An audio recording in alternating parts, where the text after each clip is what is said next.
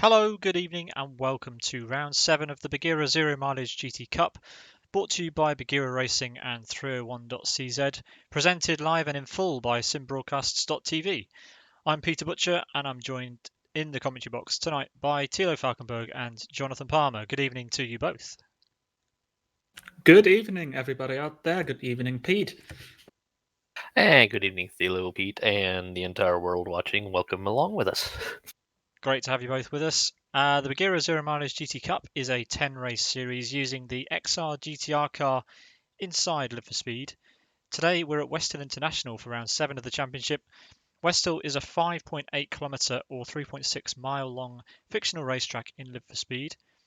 The car the drivers have been using throughout the championship, the XR GTR, is a front engine rear wheel drive GT car with a 2 litre turbocharged inline 4 engine producing 490 brake horsepower. Today's event will consist of a 20-minute qualifying session, a 5-lap sprint race, and a 90-minute 49-lap endurance race. Your race director today is Robert Kotlaba. The technical partner for the Buggyra Zero Mileage GT Cup is 301.cz, and other key partners include Excalibur Army, Slovak Training Academy, Eldis, VAG Logistics Services, K-Tech, New Trend, A-Track, GC System, and Yordak. So, gents, I think we're just about to get underway for the qualifying session. And yeah, take it away, folks. Well, most people in qualifying are used to not having wind in Live for Speed. They run the wind here. We got 15 km/h wind, and looks like it's kind of a crosswind and a slight tailwind going into turn 1. We'll confirm that as we go. We will see how that affects lap times. Looks like Lagukas, followed by Jan Wachowski and Sammy Lippmanen and Levente Toth are the first 4, and Isaac Price the 5th one out of the pit lane. It is a very long track, Westhill International. It is quite different than the original version of Westhill International, but it still keeps that fast flowing characteristic. You're going to have a hard time on those tires today. You're going to have a lot of flat out running, and you're going to want a lot of downforce, and you're going to want to not follow so close today. But Thilo, I think we're going to see a pretty intense qualifying. These first couple laps, I think people are just going to try and set a baseline lap. What do you think, Thilo? So in this championship, we've seen very dense quality at the sharp end. I think it's going to be not much different today as the cars go through Sector 2 on their outlap. Yeah, you talked about the track being very much different from what it used to be. But even though the track changed about 5 years ago, these guys, well, still could keep their experience gained so far, and yeah. It's going to be an interesting session. That's what I wanted to point out. It absolutely is, and on screen right now we have the championship standings for you. Without drop rounds, the top 24 drivers in the championship currently. Sammy Lippmanen leading the way in the championship without drop results. There are 3 dropped rounds during the season, and yeah, we'll run down the order of the championship in full after qualifying. So the drivers are beginning their first timed laps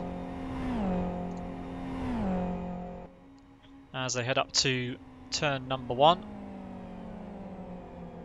Laguka's first one to see the green flag to start the session, and heading through turn 2. Wachowski just behind.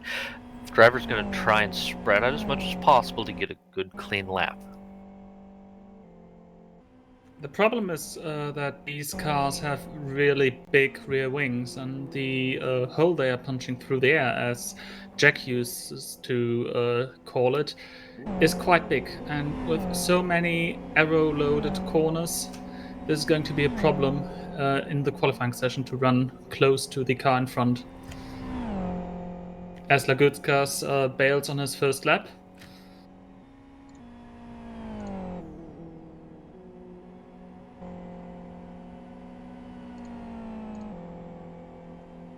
So people seem to have slight problems with the wind, and so it's going to be probably Sami Littmanen, the driver who scored so far the most points throughout the season.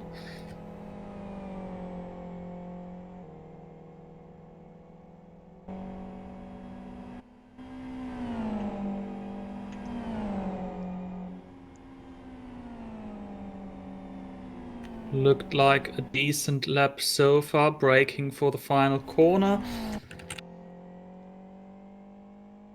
Good line through it, onto the start-finish straight.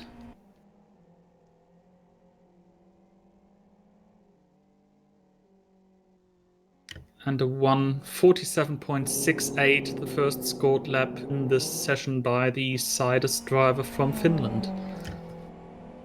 Yeah, nice opening lap that.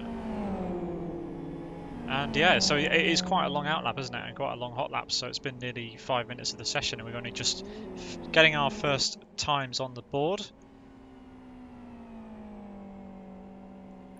It is a very short pit lane, so you're not losing much time in the pit lane.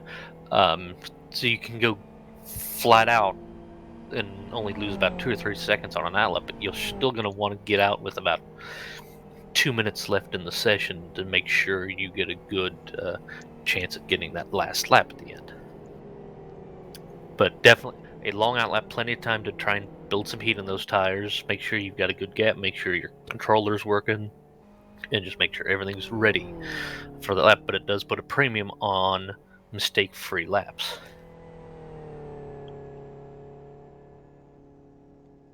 Just as well it's open qualifying. The drivers don't have to trundle round after their hot laps. They can teleport back to the pit lane and get in as many attempts as they want. But still a short session nonetheless when you've got nearly a 2-minute out lap. When, as you can see on your screen right now, Pedro Picanco for Road Appraiser doing a very slow out lap just to preserve the tyres so that they're up to the optimum temperature but not over before he starts his next time lap. He's currently in P2 just behind Sammy, around about half a second in it currently, and only 9 times on the boards so far, gents. So quite a few drivers need to get out on track and yeah, sort themselves out and get a lap on the board. Yeah, Isaac Price is now coming around turn 1 on his first flying lap, just passing the other red car of Vytautas Lagutskas, who himself bailed also on his second lap. Everyone is on track right now, but it was with the open qualifying, freely able to telepit and rejoin with a fresh car. Drivers will be stingy with setting a time the first half of the session. They're going to try and get a good lap, and if they find a mistake or something they're unhappy with, they will not be afraid early in the session to return to the pits and try it again, or try a setup change. Isaac Price coming through the chicane on the back end of the circuit, down that long back straight, and a 59.75 second split. Hard braking.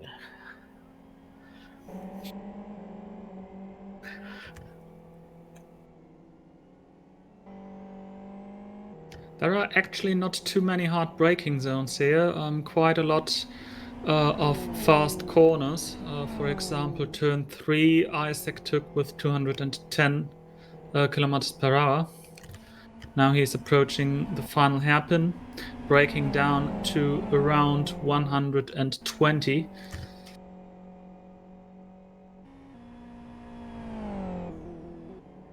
A little bit more wiggly compared to Sami Litmanen's lap on the exit. Crossing the line and in second position. Just 1/8 shy of Sami Litmanen's time. Yeah, around about 2/10. Not much in it.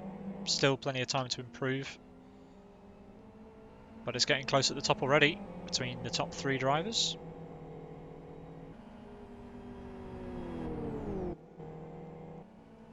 And we haven't seen the lap of Vytautas Lagutskas yet, who used to be qualifying at the sharp end in the last couple of rounds.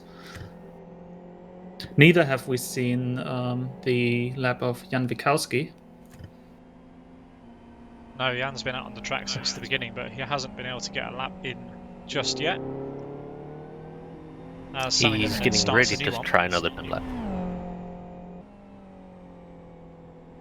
as one of the Energy Virtual Racing cars, that was probably Pirappa who had to kind of move out of the way onto the grass and avoid not only Sami Lipmanen but also Nika Pantola.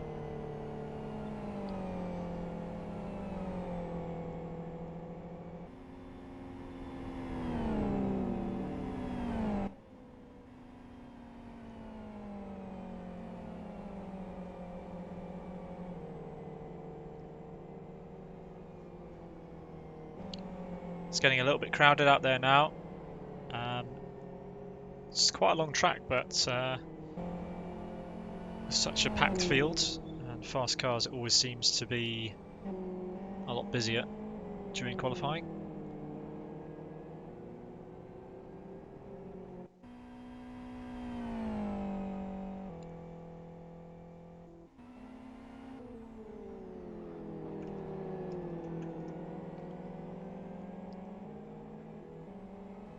Jan Wikarski now in the fast chicane, crossing split 2, any second now. Interesting to see if he is on the same pace as the leaders, and he's a little bit faster than Isaac Price, about 1/10. So he might be having a shot at the pole position provisionally for now. Jan was on the server for quite a while today, doing quite a lot of practice, I think. So yeah, I expect him to do a decent time.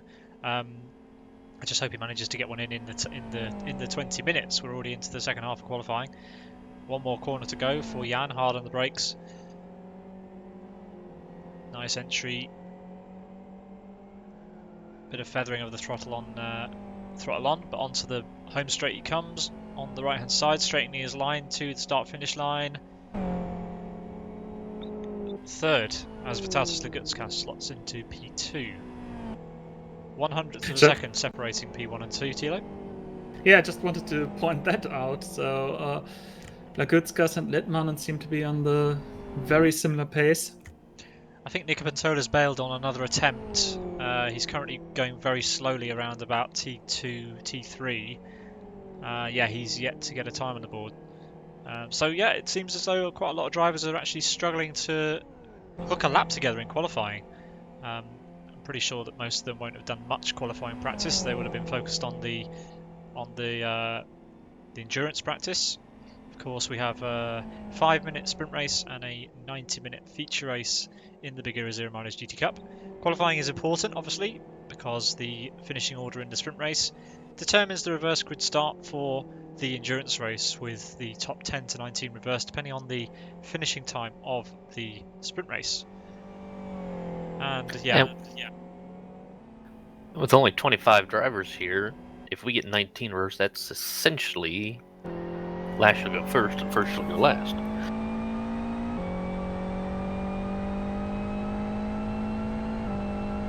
Absolutely. We're riding on board with Sami Lipmanen as he comes across the start-finish line to begin another flying lap. He's got a bit of traffic ahead. Has to move out of the way a little bit. That would have compromised his focus for turn 1. Great entry. Doesn't lift, doesn't brake, doesn't change any gears. Turn 2, he will... That was committed, wasn't it? It's turn 2. He's got a little bit more traffic. He's got an Energy Virtual Racing car there, moving well out of the way as we head into turn 3. And now he's got Jan Wikarski ahead of him, who moves out of the way as well as we head into turn 4. I was amazed by the line he could take through turn 3. Pedro Picanco slots into provisional pole position. Look at the gaps at the top. There's nothing between these drivers. But a great lap there from Road Appraisers Pedro Picanco as Sami Lipmanen gets all out of shape on the exit onto the back straight. A little bit wider than he would have wanted to be. Car wasn't under control. But as we head down to the tricky final sector, it's looking like a good lap so far. Lipmanen, what a horrible spot to have some lap traffic through the first sector of the lap. That's when you want the best conditions for your lap, but he dispatched them nicely. That twitch coming out of turn 8 onto the back straight will have killed him a good bit. He's only 0.2 of a second off of Picanco. And out of the final corner now, turn 14 onto the pit straight. See if he can best his previous best of 147.68 or retake provisional pole with a Wow. 147.41, shatters the previous provisional pole.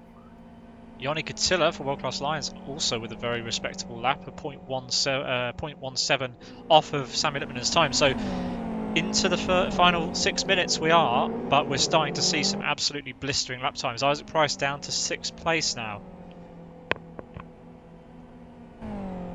Yeah, but he's on his next flying lap, just through turn 4. Going underneath the bridge to the next real braking zone, from 220 down to 120.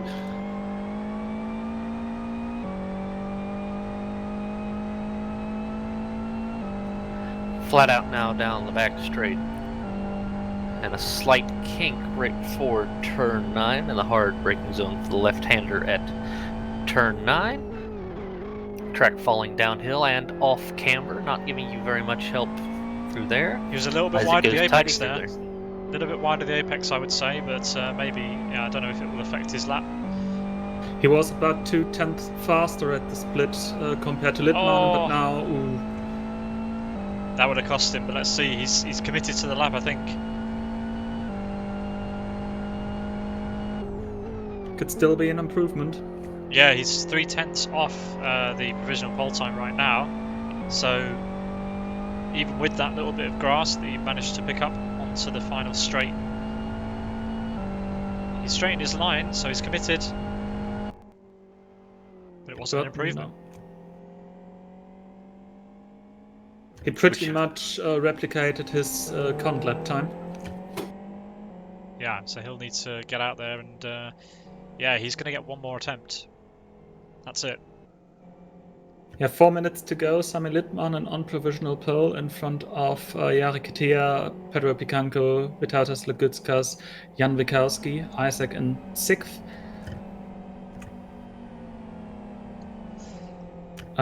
Sorry, Jari Kitia. Wachowski on a flying lap, Littmann on a flying lap behind Wachowski. Wachowski currently P5 with a 47.74. Gets around Isaac while Isaac's on his outlap through turn 4. Have to start braking right as the track straightens up, right as you finish the slight kink before turn 5-6 area. And then come off of turn 8 down the back straight. Wachowski very tidy coming out of 8. One car at the end of the straight up ahead may not catch him, so that may not be much of an issue. Awesome split time, faster than Sami, and his fastest lap. Yeah, now we come to the really crucial part of the lap. This is such a tricky section, especially in the XRR. He gets a little bit out of shape, but not that badly. Just a couple of corners to go. He's got a heck of a lot of traffic ahead, though. This won't be what he wants to see, so hopefully this gaggle of cars sorts themselves out. His teammate moves out of the way. Yep. Oh, not the greatest of braking for the final hairpin. Yeah, got a little bit out of shape on that curb. This will be an improvement. How much... No, it isn't. Oh, it wasn't an improvement. He must have lost so much time in that final sector. Wow, I'm really surprised by that. But he was less than a tenth slower than his fastest lap so far. Isaac on another flyer just started. Flat out for turn 1 again. How does he do turn 2? Slight tap of the brake, flick to the left, tidy through 2. Slight kink where the national section splits off. On the binders for turn 3, tight to the inside, try not to run too far wide to the right. One slow car hold up to the right hand side. No issues going through 4 for Isaac. Stick left and gently walk the car to the right hand side for the braking zone for the turn 6, 7, and 8 complex, leading on to the back straight. Easy through, gently over the curb. Can he keep it together coming over? Yes, indeed. So flat out now, crossing over the 220 kilometer an hour mark. Up through the gears, 6th gear flat out. Be hard on the binders towards turn 9, braking about 80 meters. On the apex, a lot better that time. Keeping it all gathered together on the exit. Just let off the gas and a slight tap of the brake through turn 10. And now the national chicane on the back side. That was beautiful. Behind the paddock. Easily done. Keeps it all together. No slides, no histrionics. And now the last braking zone for turn 13, Parabolica of Westhill. Can he bring it to the apex? Yes, he does. A bit of a slide on entry, but gets on the power. Yeah, Cuts the inside as easy as possible, and we'll just hold straight and true and flat out. And let's see what Isaac can set with 30 seconds left. This is it for him. 47.49, P2, only just.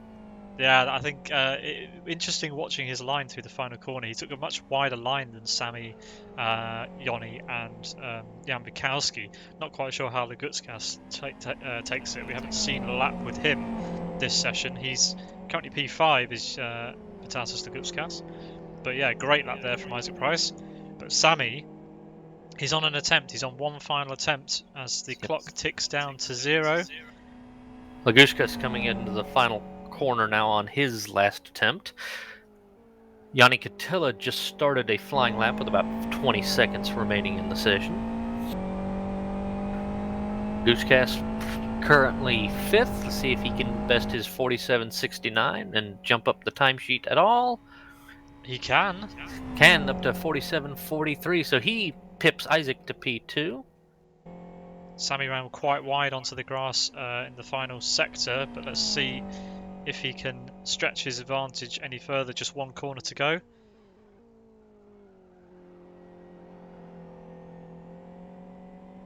Quite late to full power, but let's see.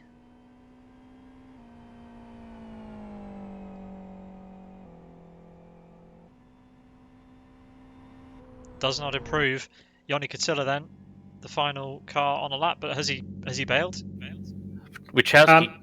Wachowski just ahead, and he's got a bit of twitch and held up by a car that went off just ahead of him, but he's still in it. He's going to try and full send. He was, as the race director has opened chat just before the last car has completed. But we have Wachowski with a little bit of a twitch going through the final corner. See if Wachowski can get up. He had a 59.35 second split. Wachowski trying to get into the top 5 at the very least. And he does P4 with a 47.52. Great lap. Look at the margins between the top 5 drivers. Well, I mean the whole field really. Really tight margins. The top 10 within 1 second. The top 6 within 0.3 of a second. Impressive stuff. But yeah, Sammy Lippmanen takes the pole position for race number 1, the 5-lap sprint race that will be starting in just a few moments' time. Then we've got Vitalis Lagutskas for Last Lap Motorsports, who will start alongside him in P number 2. Then Isaac Price starts on the second row alongside Conquest Racing's Jan Bukowski. Then we've got Yoni Catilla in P5 with Road Appraiser's Pedro Picanco alongside him. Then it's Sidus Gabor and Ayoub El Hanouni in P7 and 8. Then we've got Genuine Racing's Nika Pantola in P9. Born to Race Henry Versanen in P10. Kaike Pirappa for Energy Virtual Racing, just outside the top 10, couldn't quite make it in the end. Obviously not a strong track for him, but nonetheless a good result in P11. Alongside him is Ali Reza Ibrahimian in P12 for Air Attack. Then we've got Race Green's Daniel Balla in the lucky or unlucky number 13.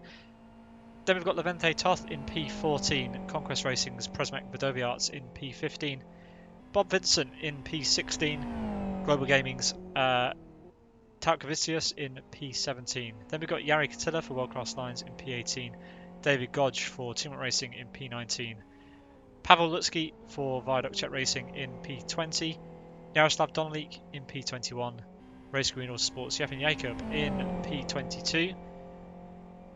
Not familiar. Is that a new entry that we've got there in P23? Not familiar with that entry, but he was a Division 2 driver. Okay, so Dujka in P23, Daniel Lekastik in P24, and Dan Michel in P25. That'll be the starting order for the 5-lap sprint race, the results of which will be reversed through the top 10 to 19 drivers for the start of the 90-minute endurance race, which will be coming up afterwards.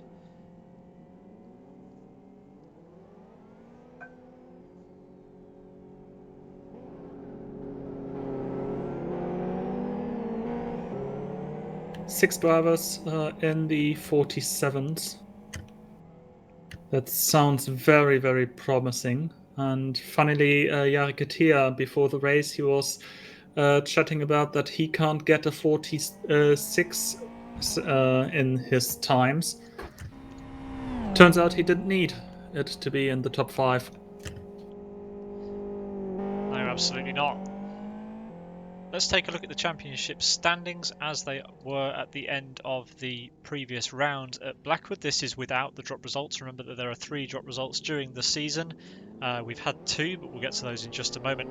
Without drop results, Sami Lippmanen currently leads the championship. Then it's Isaac Price, Vitatas Lagutskas, Jan Bukowski, Joni Katila making up your top 5.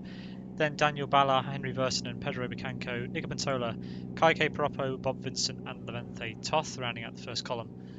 Then we've got Pauli Peltokangas for Sidus, Jari Katila for World Class Lions, Jaroslav Donolik, Michael Malek, Sean Lee, David Godge, Radek Lutsky, Pavel Lutsky, Roman Duchka, Patrick Hall, Yefim Jacob and Vit Salomon round out the top 24 without drop results.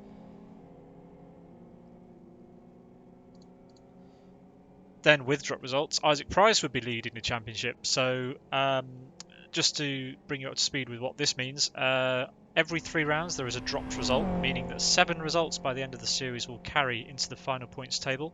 We have 1 drop result remaining after round number 9.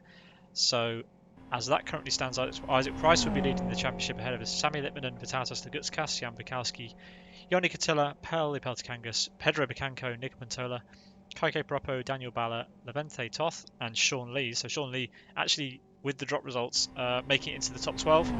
Then Henry Vertinen, David Godge, Jari Katila, Jaroslav Donnelly, Bob Vincent, Michael Malek, Radek Lutsky, Yefim Jacob, Vit Salomon, Ronnie Krompus, Pavel Lutsky, and Roman Duchka. So it's quite a different picture, isn't it?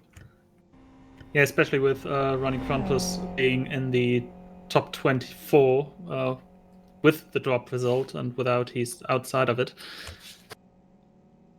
It's interesting to have these drop results in play, and we will see from the next rounds on how this will affect the championship picture. At the top of the field, it's still very, very tight. You see Isaac Price just 13 points from Sami Lippmanen, and we've got 150 points for the win of the sprint race and 301 points for the win in the endurance race. So this is really a tight margin. It is extremely tight when you think about it, considering how many points are on offer. I know that there's not a very steep drop off in the points, but that's just the way that the series has been organised this time around. But yeah, we've got a short break now before the beginning of the 5-lap sprint race, which I think is going to be underway in around about 3 minutes or so. But yeah, absolutely amazing front row that we've got ourselves lined up. We've got Sami Lippmanen and Vitatas Lagutskas, the winner from the previous round, with an absolutely stunning race-long battle with Isaac Price, who will start behind him.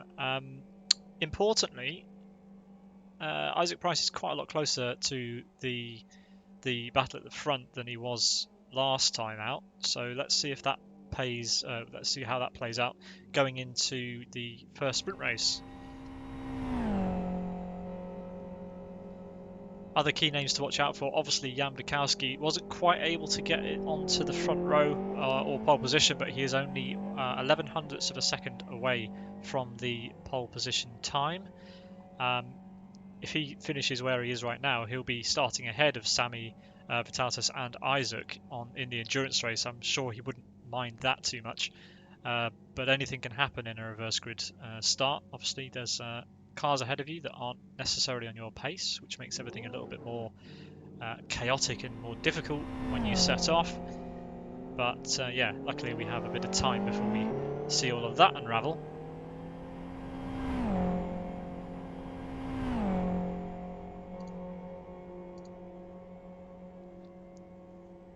Yeah, with the sprint race being that short, it's also going to be interesting to see if someone outside of the top 6 can actually interfere in these rows and yeah, steal some points from the others.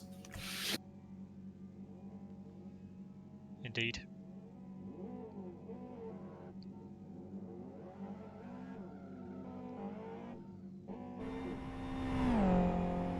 So then, who's your money on for the sprint race? I think you'd be unwise to bet against Sami Lippinen. He's obviously got the short run pace, qualifying on the pole position. But yeah, there's a long drag down to turn 1, and it's all about the start. Can Isaac Price use the toe to get his car ahead before turn 1? It'll be a tall order, but we've seen weirder things in the Buggyra Zero Mileage GT Cup in the past.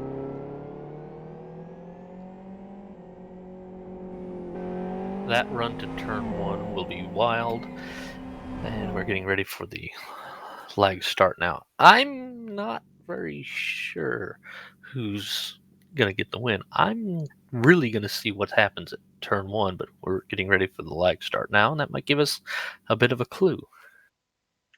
Yeah, we won't show the lag start. It's just a test start to see whether the server connection is holding for a reliable start. But yeah, it will only be a couple of moments, and we'll be racing for the first time this evening. For those of you who are wondering, Isaac Price didn't get a great start. But anyway, hopefully he hooks it up better for the start of the actual race, which will be coming up in just a few seconds' time. Well, he might have had a better start if he had a pink car. Possibly.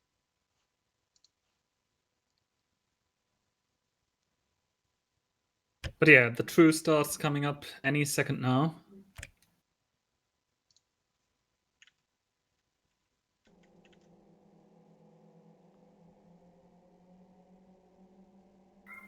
All right, grid will form any moment now.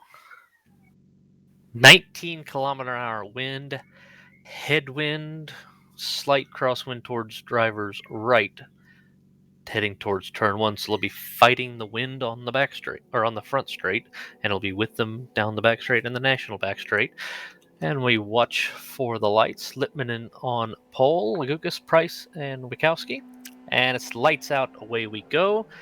Great start for Lagukas. Gets the launch on Lippmanen, and Isaac tucks right behind Lagukas and will sneak in the middle, 3 wide into turn 1. Contact between Price and Lippmanen, but they all survive, and looks like everyone else behind will get cleanly through 1. We do have a spin and a flipper. Gazad rolls over. We have 1 car in the gravel at turn 1.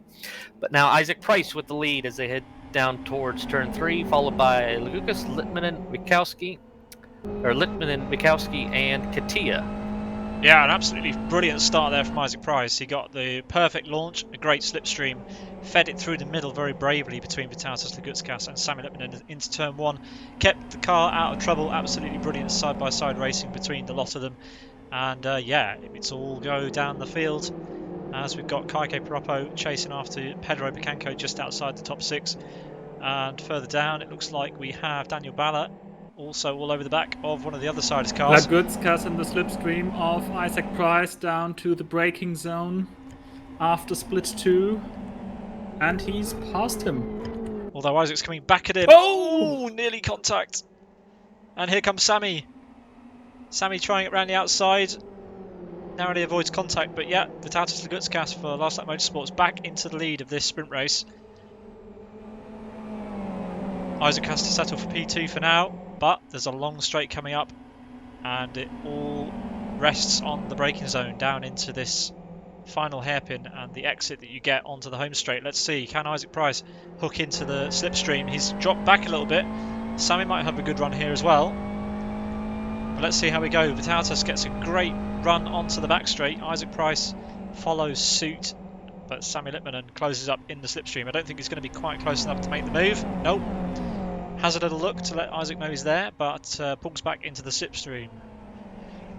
Meanwhile, in the background, Genuine Racing's Nico Patola following Kaike Pirappa.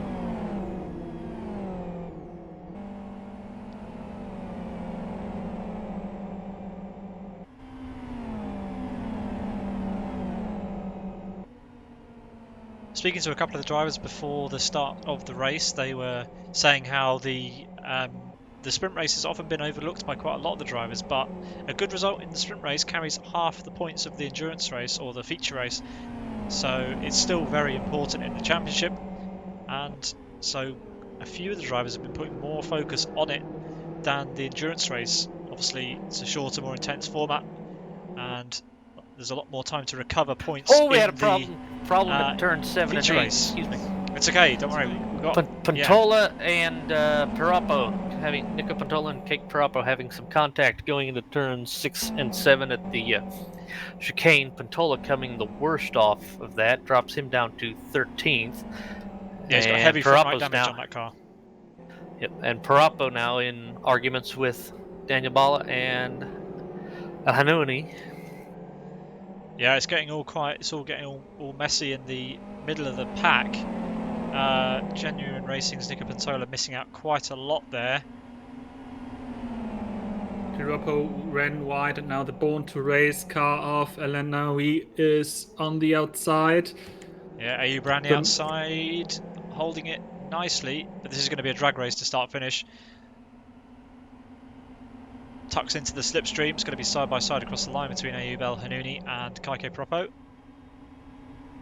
And they're side by side, punching a massive hole in the air. Levente Toth just behind in 9th, getting to pull right up on the back. Yeah, just 2 places up in front. Pedro Picanco got around Yoni Katia for 5th position. Yeah, Yoni won't let that stand. He's going to be all over the back of that car as they head into the back straight. If he can stay close enough through the tight and twisty corners that we've got coming up. Through turn 4 we go now.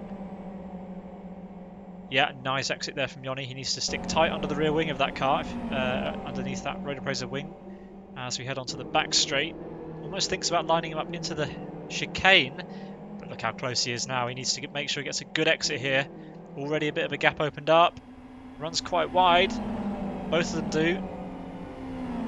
I think the gap might just be a little bit too big, but I've seen bigger gaps close down in a blink of an eye. But no, it does look like that is just too much to ask for Yoni right now. Meanwhile, up ahead, Sammy Lippmanen is getting all close and personal with the rear of Isaac Price's car.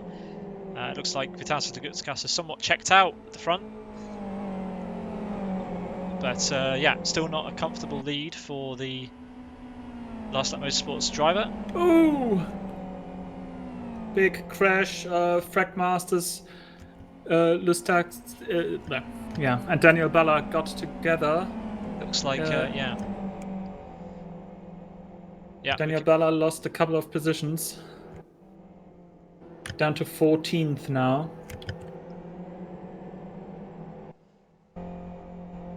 Isaac managed to stay ahead of Sammy as we head into turn 1, and it looks like Yoni couldn't get close to Pedro either. Kaike's kind of all on his own at the moment. He's still being tailed a little bit by Ayub, but it's definitely stringing out through some contacts and whatnot down the order. Side by side, we've got Presmek Vadoviarts for Conquest Racing with a huge rear dent in the back of that car. I'm not sure who's been into the back of that, but that is quite a lot of contact, quite a lot of damage. Lap 1, Vadariars had a meeting with the tire barrier drivers left just before turn 4. He and Virtanen were involved in some form of coming together coming through turn 3. Virtanen had huge right rear damage.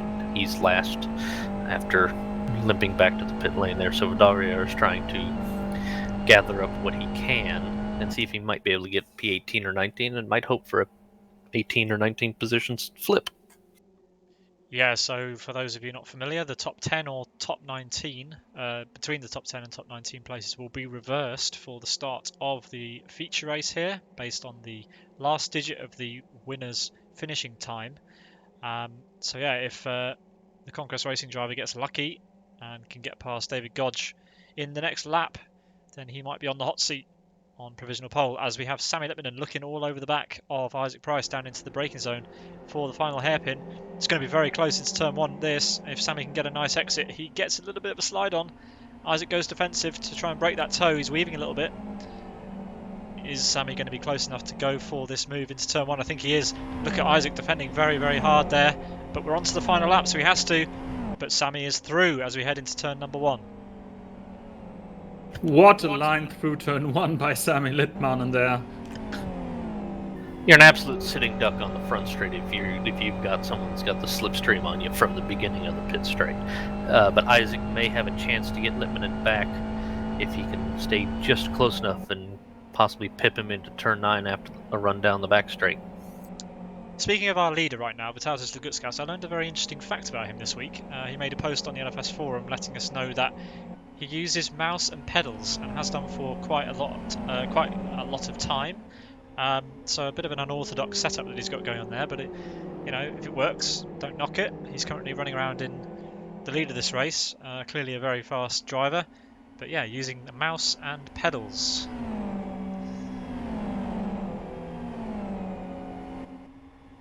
Can Isaac Price close that gap? Sorry, go ahead, Tilo. Just wanted to say that it shows that there are many ways to be fast in a sim racing environment, especially if the racing sim allows multiple different ways to actually drive the cars around. I would say Isaac is just too far away, unless he gets closer under braking and has a drag race down to the start-finish line. Yeah, it looks like he's just a little bit too far back, but never say never. Yeah, I think it's too far. I say never. I say never. Well done to Vitalis Lagutskas, who starts as he means to go on, takes the win in the sprint race here, followed by Sammy Lippinen and Isaac Price. Then we've got Jan Bukowski for Conquest Racing and Road Appraiser's Pedro Picanco. World Class Lines, Yoni Catilla crosses the line in 6th place. Then Vodaviars has flipped. Vodaviars is upside down entering the final corner. Not sure how that happened. That's remarkable. Okay, well that's a bit of last minute drama. It looks like Yari Catilla's had a bit of an off as well. The front of his car is absolutely crushed, almost back to the front axle. So I wonder if that had anything to do with it. Yeah, Yari Catilla crosses the line in P22 in the end. We'll run down the full order once we have complete classification of all the finishers. By the way, final digit on the race time is a 1, so the top 11 should be Oh wow, reversed. it's going to be very, very intense. Very, very intense finish.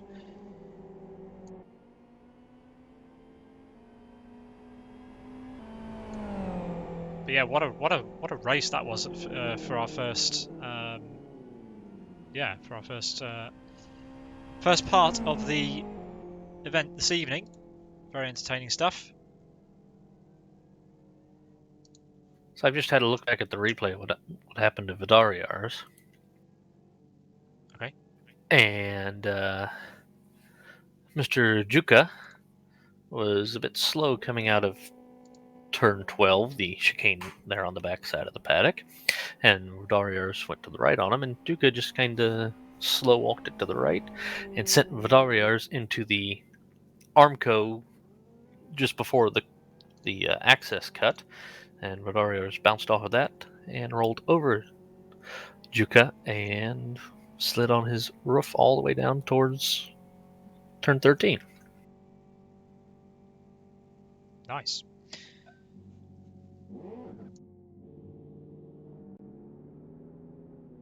So Vitalis Lagutskas wins the race and 150 points. The last lap motorsports driver after 9 minutes 13 seconds 0.41 ahead of Sami Litmanen for Team Sidus.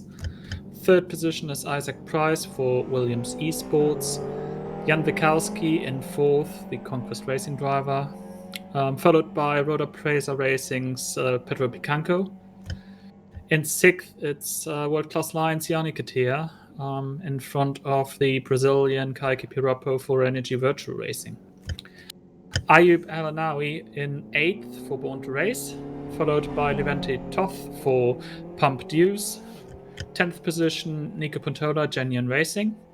11th, Daniel Lukastik for Frack Masters. 12th, Alireza Ibrahimian for Raretech Racing. In 13th position, Daniel Balla, Race Green Autosports, followed by Simas Tatkevicius for Global Gaming Racing. 15th position, Jeff and Jacob for Race Green Autosports. Then it's Gabor for Team Siders. Yaroslav Donalik in 17th position. 18th position, Team Rock Racing's David Gotch. 19th, Roman Duchka for M3 Racing.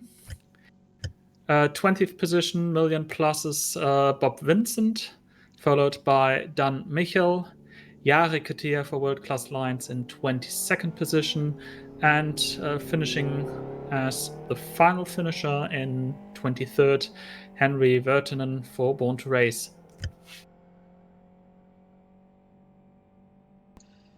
Thanks for that, Tilo. We're going to take a short break here because we have a little bit of a break pause in the Buggyra Zero Mileage GT Cup between the sprint and the feature race.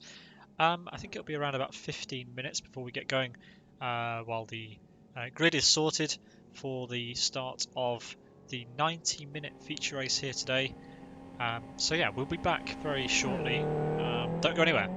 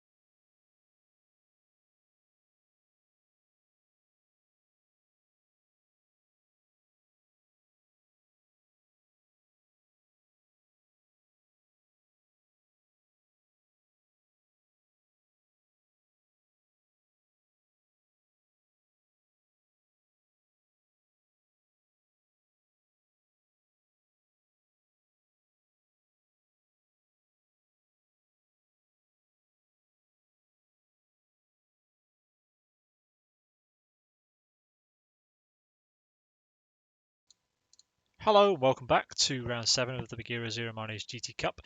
We are moments away from the start of the test start and the beginning of the race, and I think Tilo wants to run us down the order of the start grid.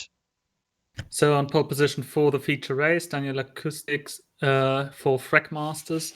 He is joined in row 1 by Nico Pontola. In row 2, Leventi Toth and Ayub Elanawi. Row 3, Kaiki Pirappa and Yoni Katia. Row 4, Pedro Picanco and Jan Wikowski. Then it's Isaac Price and Sami Litmanen, followed in 11th position by Vytautas Lagutskas and Alireza Ebrahimian. Next, in row 7, Daniel Balla and Simas Tautkevicius. Row 8, Jeffen Jacob and Gabor for Sidus. Row 9, Jaroslav Donalik and David Gotch. Row 10, Roman Duchka and Bob Vincent.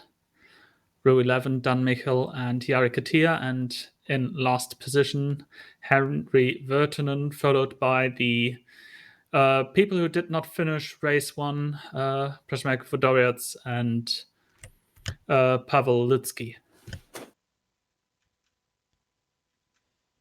Thanks for that, Tilo. The test start is underway. The real start will be coming up in just a couple of moments' time, so bear with us while that happens. But yeah, Daniel Acastic on pole position with Nico Pontola on the front row after that reverse grid start from the results of the sprint race. So hopefully those two can get away cleanly and try and get a good result here. Neither of them have really mixed it right at the front in the rounds we've had so far. JP, do you want to take us away for the start of the race?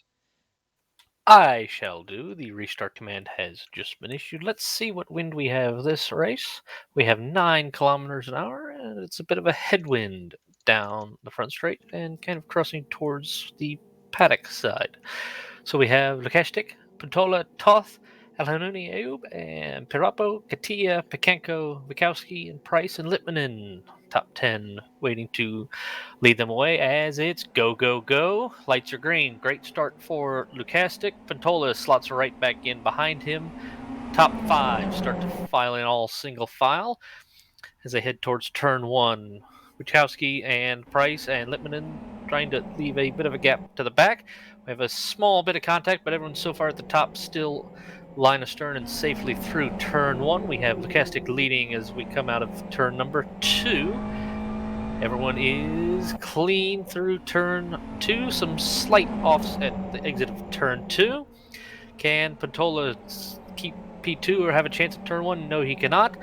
It's Lukashnik, Pontola, Toth, Pirappa, Katia, and Elhanuni side by side as they head through turn 4. And Picanco will sneak around Ayub. Price, Kowski, and Litmanen trying to work their way back up to the top as Lukastic leads down the back straight. Clean first half of lap 1. Yeah, nearly clean, as we have lost Tautkevicius, who ran out of bounds and disconnected from the server. He had an off in turn 1 and some contact with the barrier there, as Isaac Price goes around Ayub Elanawi into 7th position. Yeah, it's getting all very tight there. We've got Vytautas Lagutskas at the back trying to push along Sami Litmanen, and they've now got these 2 cars of Ayub El-Hanouni and Jan Wikowski right there. So yeah, Isaac's got a bit of a break at this point, and that's the break that he needs. We saw what happened last time out at Blackwood with Vytautas. Isaac definitely needs this gap as we go 3 wide into the braking zone. Jan on the outside. Laguskas looked like he was going to try a send on Litmanen and Wikowski going to turn 13, but tucked along the inside. Now Wikowski is going to try to bump Litmanen. So a bit of bump drafting down the pit straight away as Wikowski is trying to push Litmanen up to Elhanuni.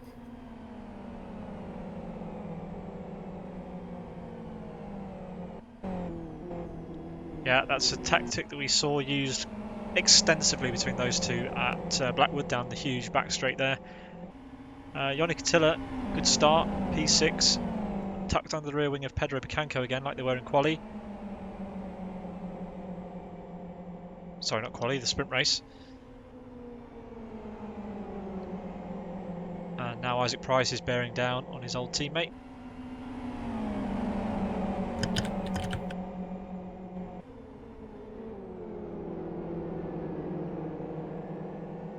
But yeah, a good start out front for the Fragmasters driver Daniel Kastic and Nico Bertola as well for Genuine Racing. A clean start, a good getaway, and yeah, they're opening a bit of a gap over Levante Toth, who's under pressure now by Pirappa in that very striking blue, yellow and red Energy Virtual Racing car, and he makes the move. Two very striking liveries there. Yeah, they are nice, aren't they? So Toth now down into 4th position, and he is now followed by Pedro Picanco, one of the fast 6 we've seen performing very strongly in qualifying and in the sprint race as well.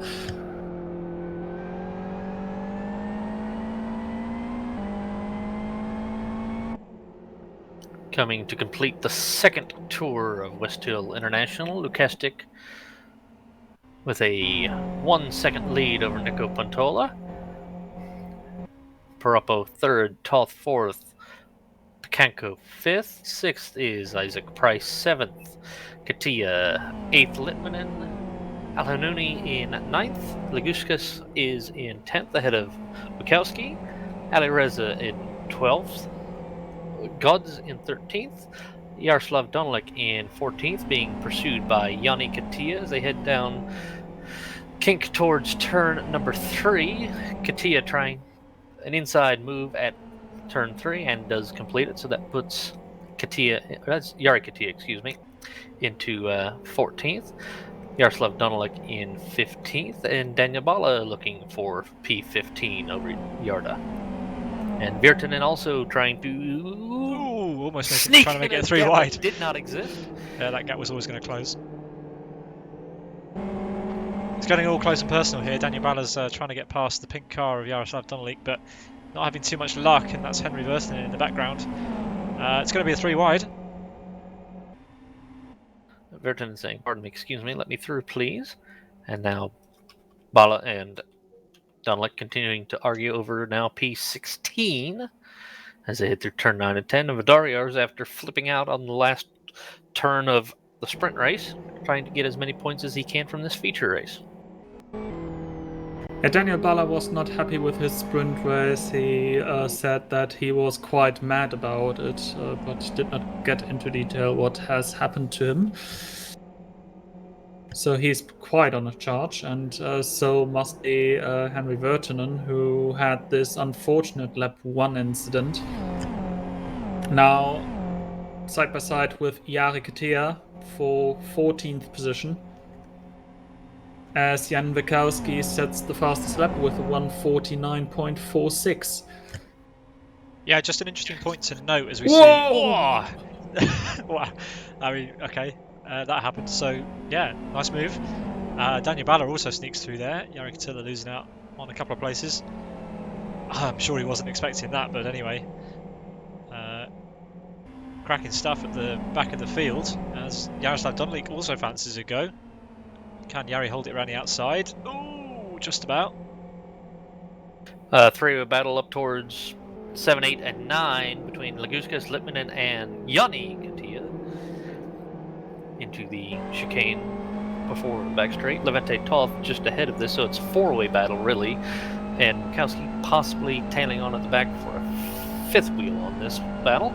Look how far ahead Isaac Price is of this little battle as well. He's already opened up a couple of seconds of gap as Sammy sends it around the inside of Yannick Katila there.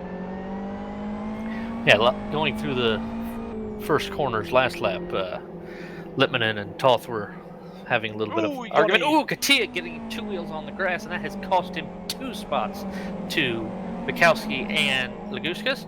And now Litmanen in the slipstream of Toth will try and sneak around him before turn 13 and try and ward off a slipstream return down the pit straight. Oh no, It hasn't worked. He's been held up there. That's going to let Vitaltas Leguskas have a go.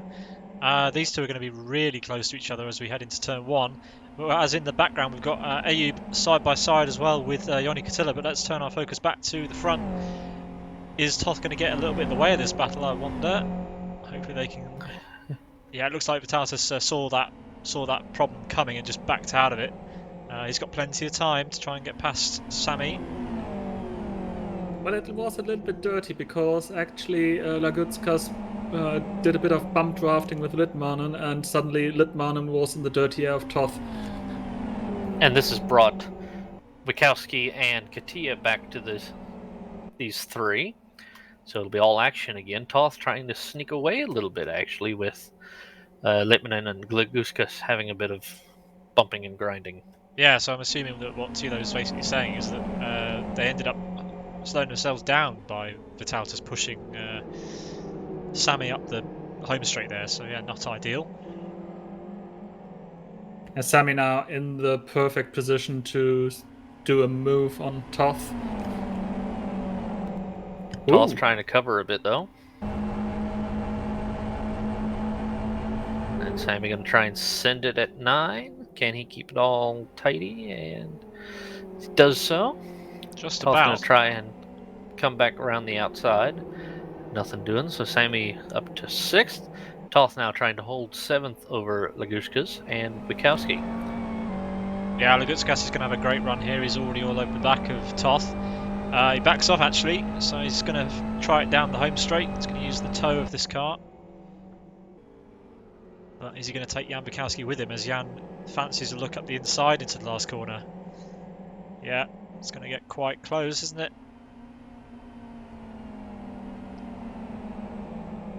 Bukowski lets off a bit to get back in the slipstream. He didn't just let off a bit, he let off a lot there. Like, way too much. I'm not sure why he backed off that much. Sorry, Isaac Price sits fast lap with a 49.06, so Toth's almost gone. Keeps gathered together, but easily could have speared off.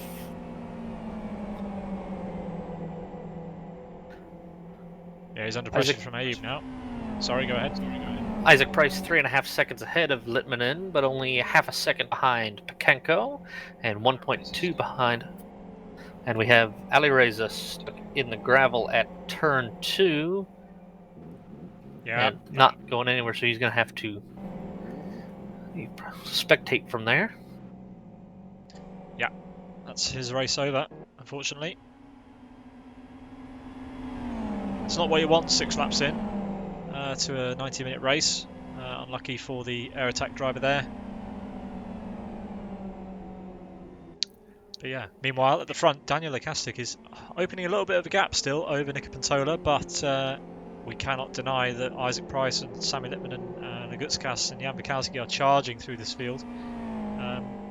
Not as quickly as last time at Blackwood, it has to be said, but 2 very different tracks, so you can't really compare them in that sort of way. It might take them a little bit longer to get to the front today.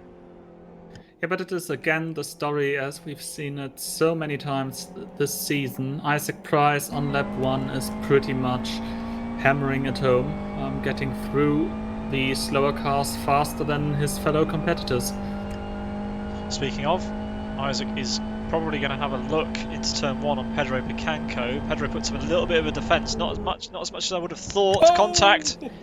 Oh, that could have been a lot worse, but yeah, Pedro with kind of a half-hearted attempt at defending that position. Nico Pantola got 2 wheels on the grass coming out of turn 1, and that's let Keke Pirappa have a run on him towards turn 3, but Pirappa deciding to stick behind Pantola. Lukashtik keeping a 2.5 second gap over P2 and 3. And now these 2 in 2nd and 3rd scrapping. Need to watch for that menacing appearance of Isaac Price's XRR behind them. I'm sure there will be.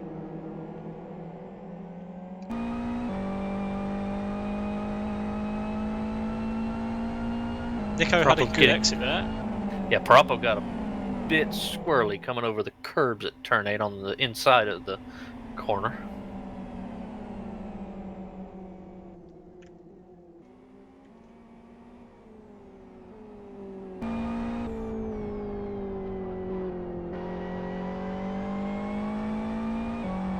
Yeah, it's all starting to condense back up at the front. Isaac is on a charge.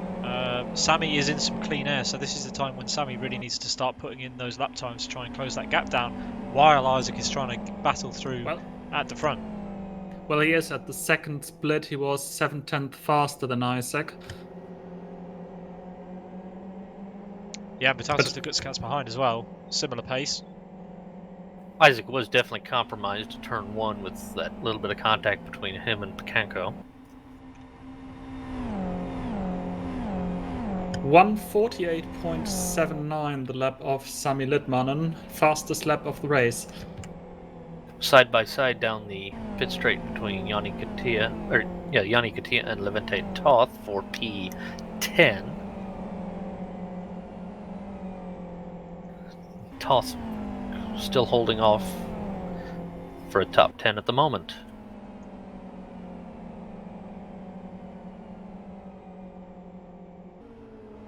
Yanni again not having a great time in the feature race, it seems.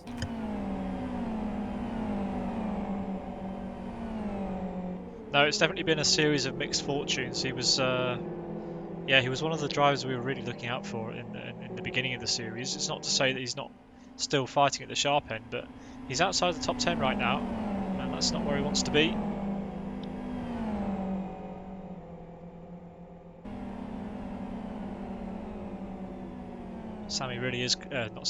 Isaac is really closing in on the back of Kaike now. Looks like Daniel Balla. Daniel Balla and Henry Vertinen side by side once again. And up ahead we've got Yoni Katila and Levente Toth in a similar battle. So battles up and down the grid still. That's what we like to see. Yeah, Katia is around Toth now for good, it seems. And Toth suddenly has the not so much race green car in the rear view mirrors now.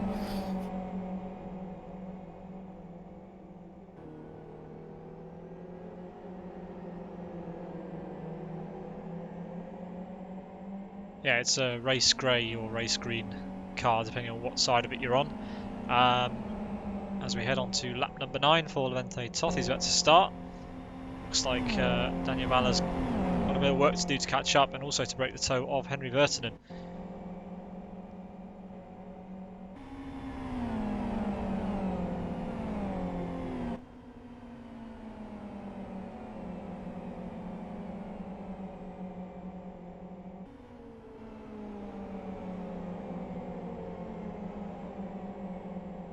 Got to admire the pace of what's Jan happened. Witkowski is off. Jan Witkowski is off. He rejoins the track in the middle of the apex. Luckily, no one's approaching the corner, apart from Ayub there. That's not ideal for him. Still inside the top 10, but that's a lot of time he's lost.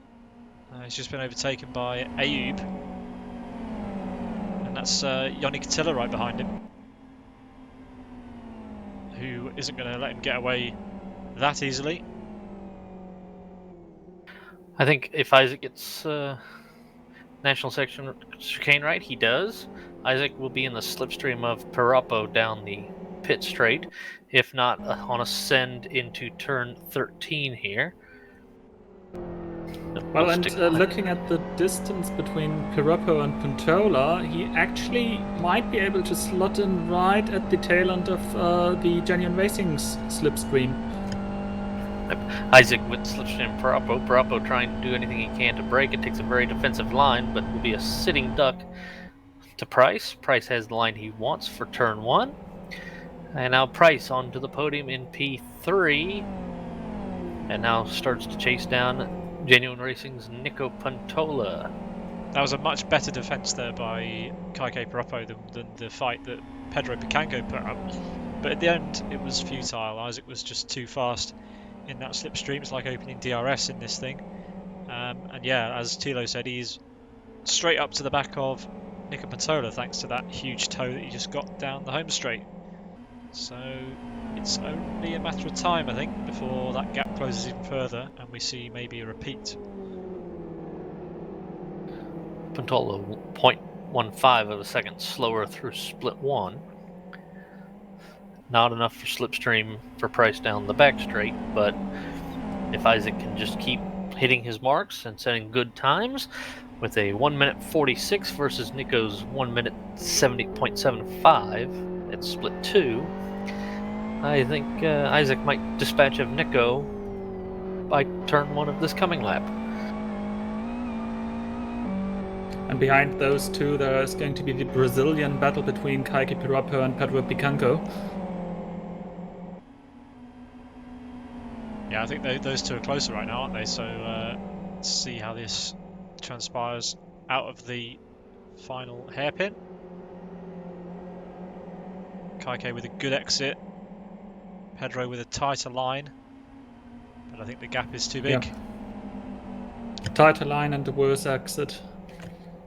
Vitautas Lagutskas has dropped back a bit from Sami Lipmanen. This is a very different Vitautas Lagutskas to what we saw last week. Just not really having the early pace in this race that he would have, that he needed. Having just absolutely smashed the sprint race. It's down in 7th place. It's a long race, remember, but he needs to get a move on. He needs to stick to the back of Sami Lipmanen's car. And maybe try to draw out the life of his tyres if he's not planning on stopping as early or at all. We will see. Well, sorry to say something different, but he's actually having a phenomenal pace as Sami Lipmanen is the fastest car on the grid, only car doing 148.7s, and so is Vitautas Lagutskas. So actually he is still in the same position he was a couple of laps ago because he's one of the two fastest cars on the track. So yeah, he must have just had a bit of trouble getting past some cars earlier on, and that's just why the gap is like it is. Nico getting a little bit wide there, and I think this move is going to be on. And wide getting again. Too wide. Yeah. It's gonna be over. That's before not we get how to this works, Nico. To the final hairpin. So now, does Nico fancy the move back? As we've got Kaike Pirappa dropping, in a battle with Pedro Picanco again, and Sami Lipmanen trying to get through. Yeah, Sami Lipmanen now in the slipstream. Kaike Pirappa not really defending the position. No chance to. Yeah, nice move there. Up to P5 for the Finn.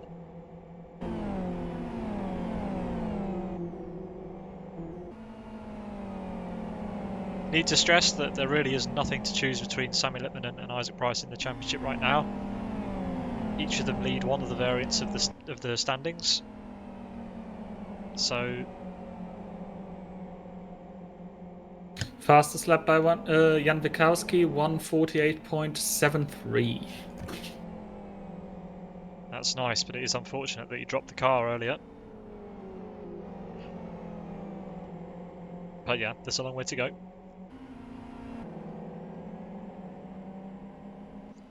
Isaac's already opened a bit of a gap there, hasn't he? And Daniel Lekastik is you have to say, he's a long way up the road. He's doing a good job. 3 seconds up the road. Yeah.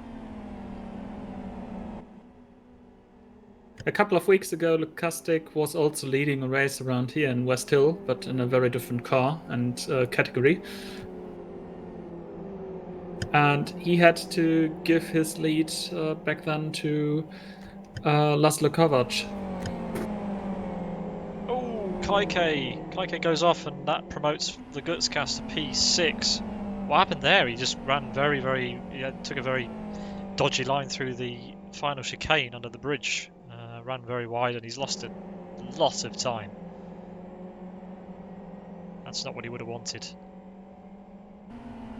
But yeah, that's helped Lagutskas because Lagutskas won't have to battle his way past the Energy Virtual Car now. Isaac Price sets fast lap with a 148.45, and in the process knocking 1/4 of a second off of Lekastik's lead. Being 3/10 faster than the previous fastest lap.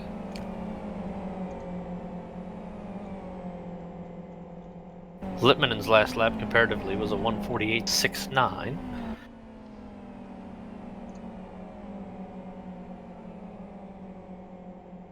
It will be interesting to see how everyone does on their pit stops.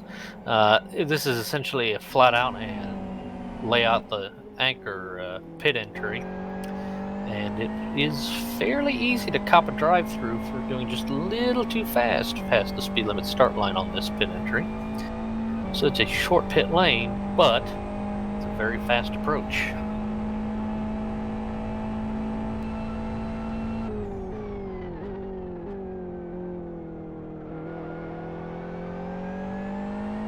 A couple of places down, 9th position, battle between Jan Wikowski and Elhan Nooni.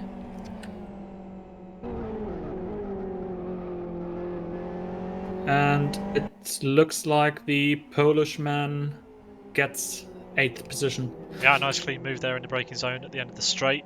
Both cars only a little bit wide. That's going to give Joni Katila a bit of a lick of the lips. Yeah, he's going to have a run on Ayub as well. Here he comes.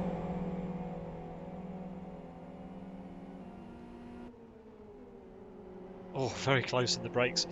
I think he outbraked himself a little bit maybe there. He'll have another go up to turn 1.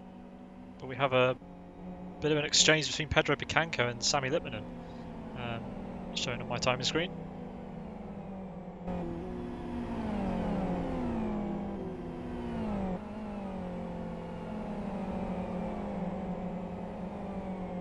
So Katia into 9th position.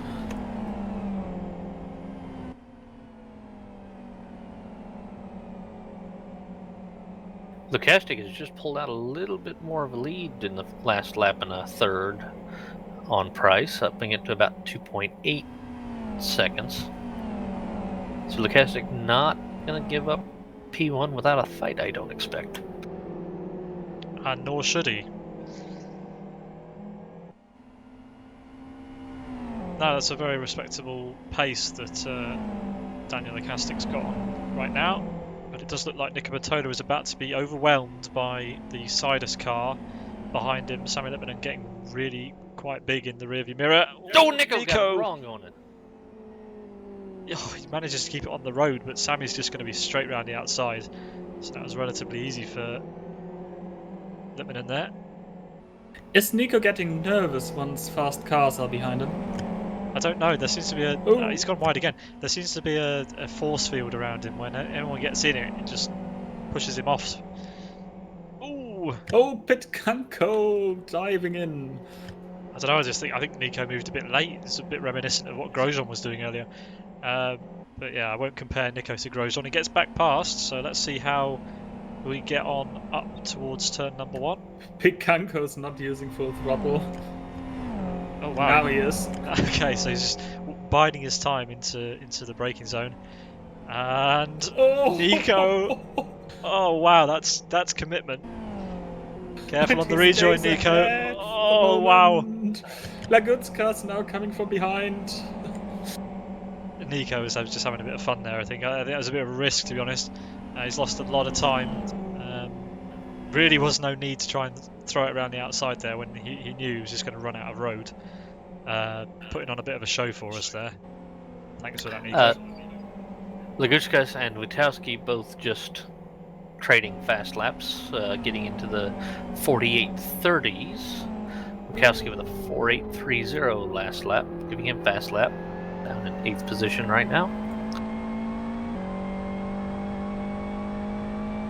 Yeah, so Nico drops from what was a front row start, P2 to P6 right now, and Daniel Lukastik, having started on pole, he's still leading, which is impressive. And runs wide at the moment you speak of him. It's alright, it wasn't on the stream. Pete, you're going to have to stop talking about people because you're cursing them. My apologies. There you go, Daniel, have some screen time. From what I could gather from our live chat, he actually joined Trackmasters just a couple of days ago, so it might be his second race ever for the long-established Live for Speed team.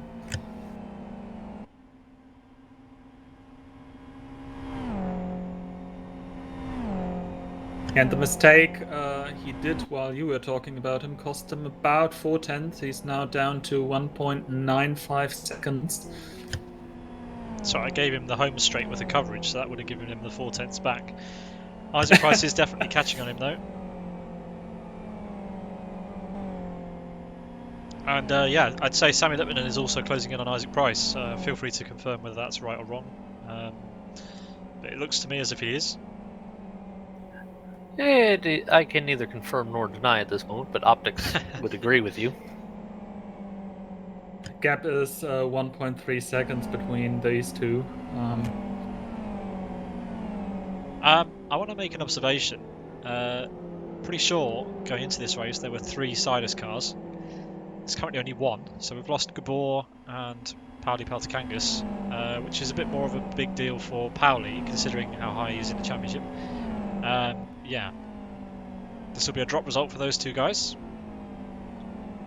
Sammy is holding up team honours in P3 currently with a solid effort as always, and yeah, that gap is definitely coming down, isn't it, to Isaac Price.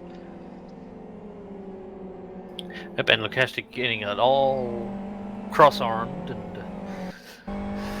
out of the under the bridge for the last chicane, so that's going to cost him copious amounts of time. And Isaac's essentially halved the gap in the last lap and a half.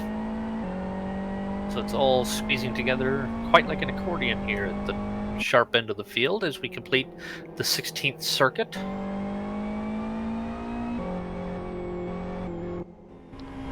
Yeah, we are.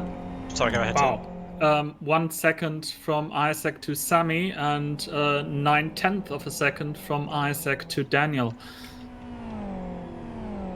Lippman just set fast lap again with a 1:48.05. So his tires come into their own and fuel starts getting light. Those lap times will start to tick down.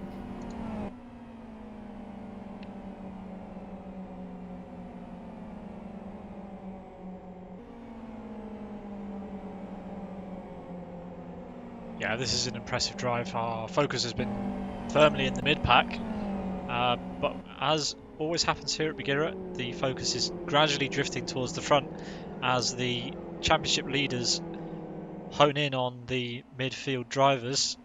And well, we've had 17 laps of the Fragmasters driver leading this. How much longer can he hold on?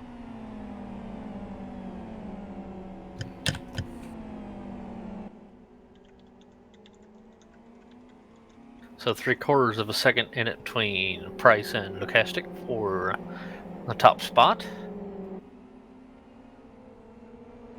Lukastic clattering into the tires at the right-hand element of the chicane. Isaac just might have the slipstream over the line this lap. Yeah, he had a much tighter line coming out of the last corner. Which means he'll be firmly in the slipstream, but will it be enough? It'll be close. Looks like Lukastic's realised, and he's doing a bit of weaving to try and break that toe.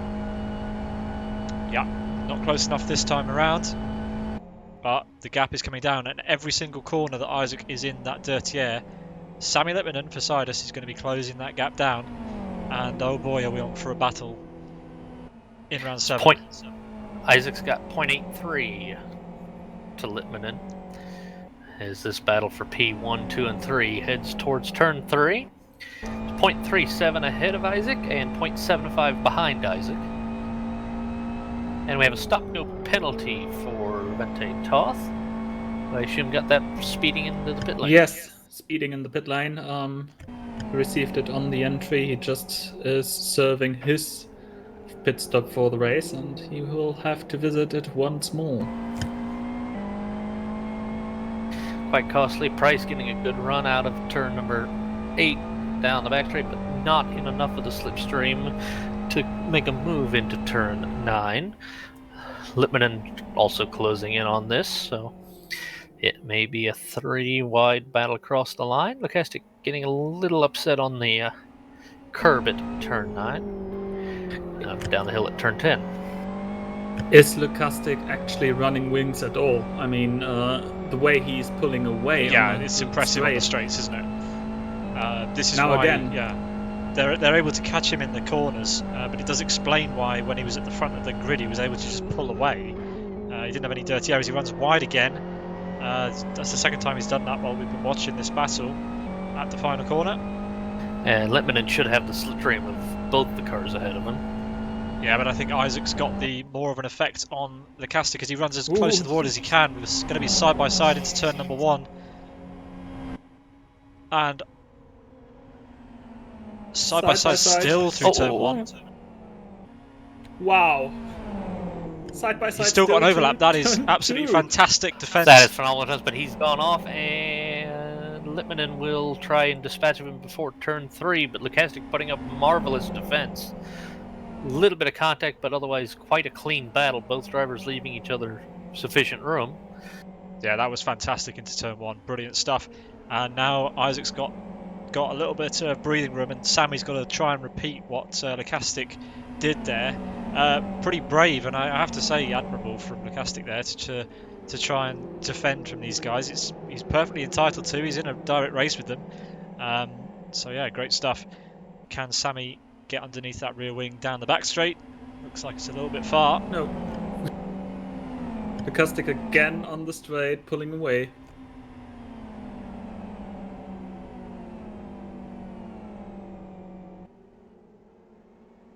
Yeah, I reckon Lukastic's going to have some tyre trouble later on, especially with that wing. He'll be using more of the tyres through the fast corners because he's got less aerodynamic grip, relying more on the tyres through the fast corners, as we see.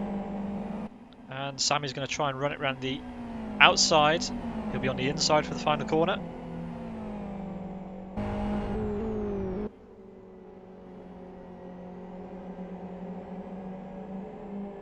And through he goes. And Lukastic looks like he's going to come in and make his pit stop already. Yeah, it's quite early, but yeah, he's stayed out as far in the lead as he could. So this will be a nice pit stop time for him. Actually, that might be that's probably quite a good move actually coming into the pits now that he's in a little bit of traffic.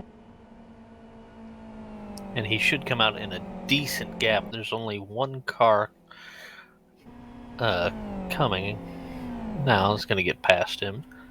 So he should slot out right behind, that is Daniel Bala, and should be just ahead or with First Vodaviars and Yari Katila.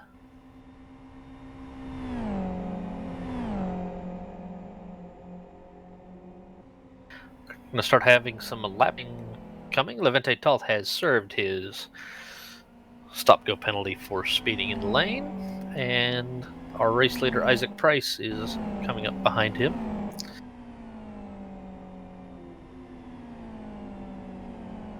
Speaking of the last place, actually the 3 cars that have been at the tail end of the field so far, Litsky, Bob Vincent and Dutchka, are having a very great time, it seems, in now 18th, 19th and 20th, battling for a couple of laps now.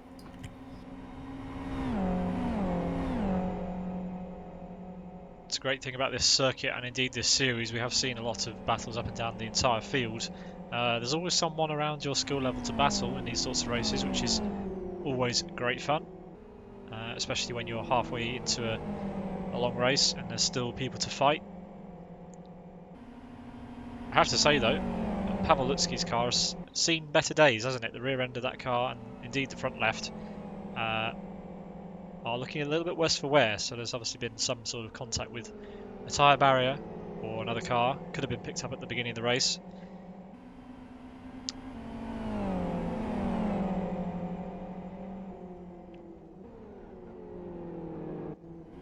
The Gutskas with the fastest lap still, and he'll be closing in on Pedro Picanco at a rate of knots now that Sammy Littmanen has dispatched with him. And yes, Isaac Price is about to put a lap over Levente Toth. Oh, Pirappa once right into the barrier hard.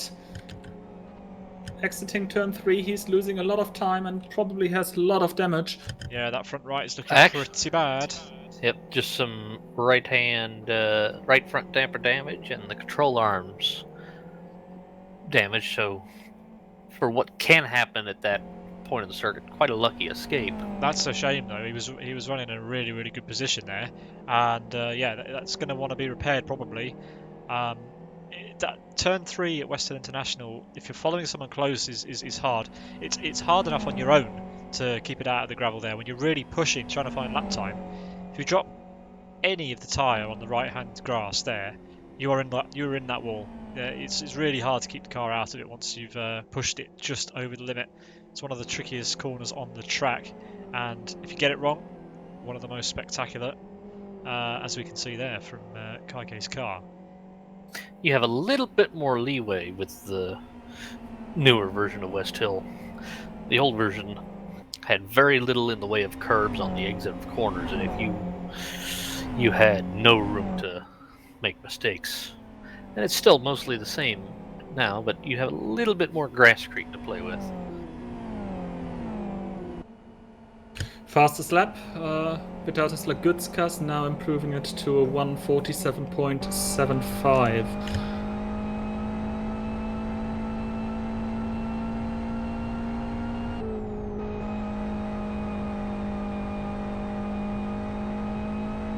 As Sammy and Isaac up in front are matching each other's lap time. But still, over the last couple of laps, Sammy got closer again. He's right at the edge of the 1 second mark.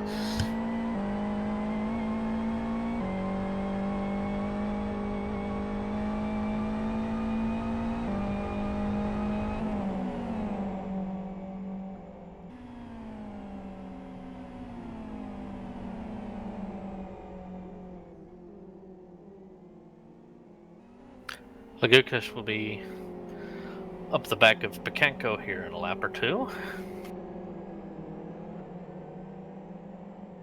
Yeah, Lagutskas had a bit of a shaky entry to the back straight, but managed to get it all sorted out. And that gap's been holding steady and has been, well, coming down a little bit actually this lap. Pedro putting on a really nice performance again. The Brazilian showing everybody what he's capable of. He's one of the fastest guys in the sim currently. As we head on to the home straight for the 22nd time, as the clock ticks over to lap 23, so we're approaching halfway here.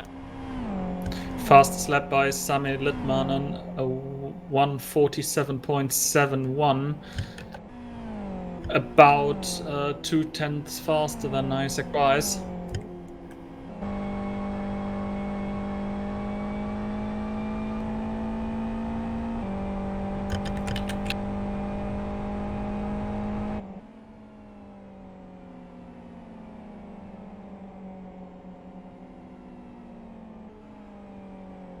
Isaac with just over a second ahead of Litmanen.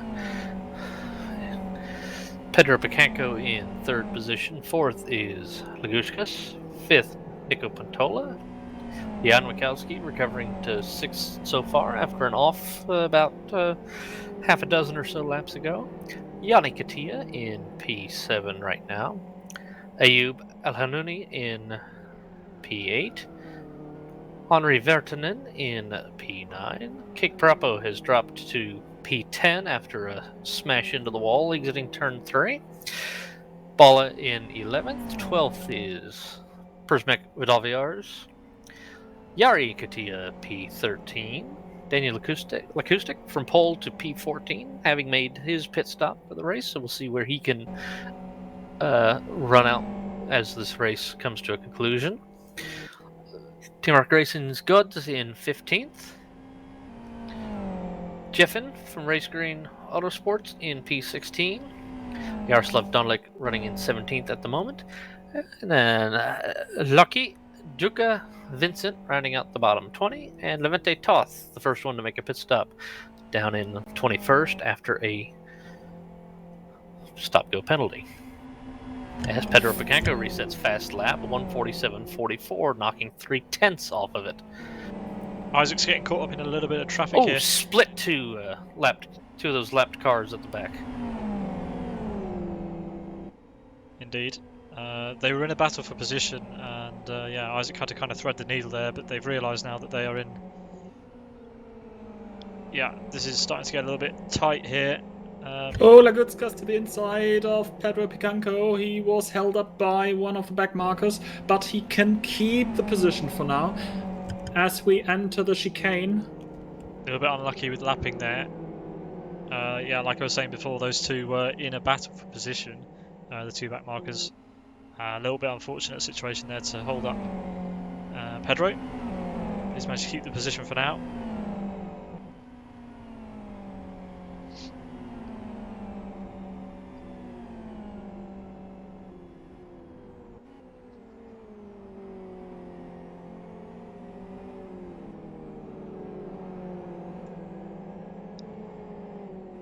Looks like we have a battle on between Jan Wikowski and Genuine Racing's Nico Mantola. Didn't spot this till quite late. I'm not sure what order they were in before, but I wonder if... Not that order. Right, so yeah, Jan has got past Nico Mantola while all that was going on. So he's moved up to 5th. Nico down to 6th. Yes, because Nico was in 6th when Lukastic was out front. But Lukastic pitted, so Nico loses a place. Almost looked like Jan was going to come into the pit lane there, but he's just trying to find some slipstream behind this back marker. That back marker is Dushka, and he's backing off to let all these guys through. Takes a wide line round turn number 1. Nicely done.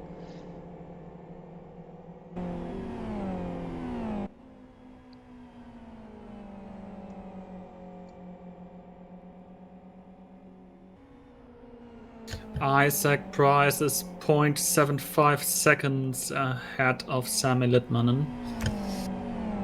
So the gap is slowly shrinking down after the trouble with the lap traffic. Sammy was about half a second faster that last lap to Price. Isaac having to thread the needle between those two lapped cars that previous lap definitely will have cost him some time. Exactly, I don't think that's reflective of his actual pace. I think that just the back marker situation hurt him there. Isaac running a bit faster at the split so far. It's 0.96 at the second intermediate. But we do have a close battle for the bottom step of the podium between Pedro Picanco and Lagutskas as they come through the national chicane behind the pits and paddock. And Lagutskas in a slipstream, but will try and get a bigger toe down the pit straight and try and get Picanco as he looks like he pulled a bit of the handbrake to make it in turn 13. Yeah, Lagutskas always goes heavy on the brakes into the last corner, and it seems to hamper him quite a lot. Look how far back he is now from Pedro. Yeah, just needs to brake a little bit earlier for the final corner if I had to give him some advice. Levante Toth has retired from the race. That's unfortunate. He made up a couple of places after his stop-go penalty. So I wonder whether he got into some sort of incident there. Yeah, also it looks like Sami Litmanen must have had some trouble because suddenly the gap increased to 1.4 seconds. Well, the top 4 are really close. They can all see each other pretty much. And yeah, we're over halfway through the race now, so that's really impressive stuff still with that condensed. And the battle for the podium is very much alive. Oh! And Picanco getting very out of shape there. We've had action pretty much all race thus far. Will Lagutskas try ascend at turn number 9, do we think? Not close enough this time around, but we'll see if he can stick with him through this really tricky final sector.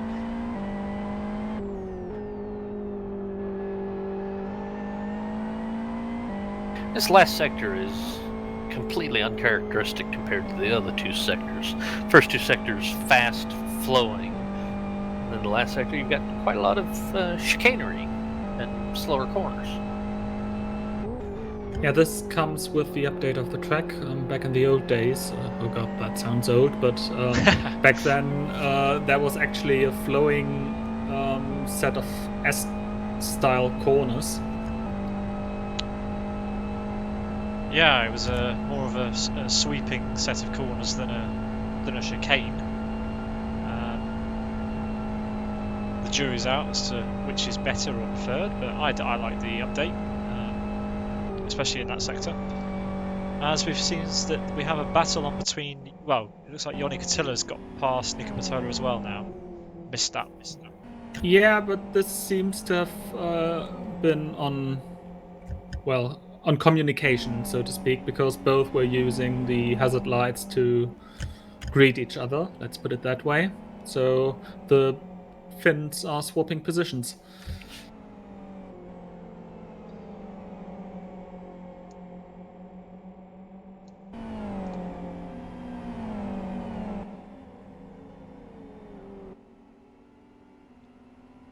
Seems as though the Gutskas really is struggling to get up to the back of. I mean, he's not struggling to get up to the back, but he's really struggling to find that edge to try and get past Pedro.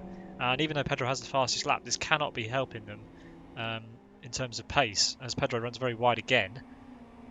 Yeah, and while Pedro is not really doing any big defensive moves, he is considerably slower compared to Sami Litmanen now. The gap increased to 4 seconds, as Lagutskas is now in the slipstream for the final corner.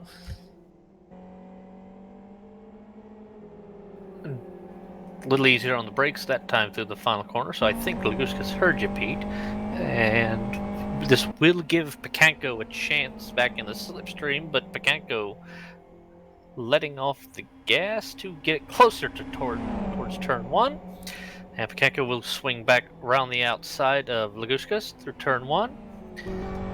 And position stays in, but Picanco runs wide out of turn 1. And we'll let Lagutskas stay right on the back of him out of turn 2. Picanco getting a little off through the first 2 corners.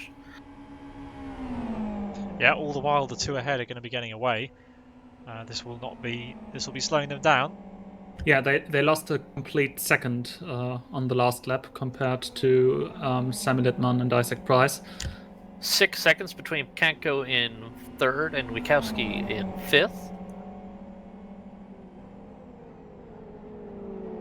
So if these two keep their argument going on a little longer, this may let Wikowski get back in with a shot at the podium.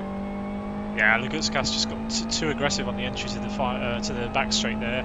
Lost a lot of time as Picanco got a great exit.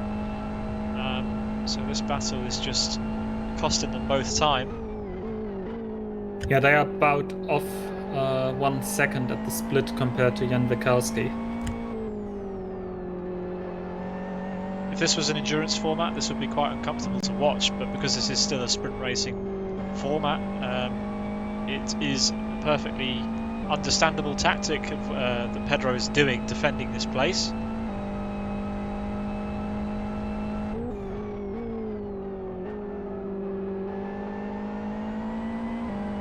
The Gutskas got a great exit there, but I don't know if it's going to be enough still. I mean, Pedro will defend it, but the gap is opening up again.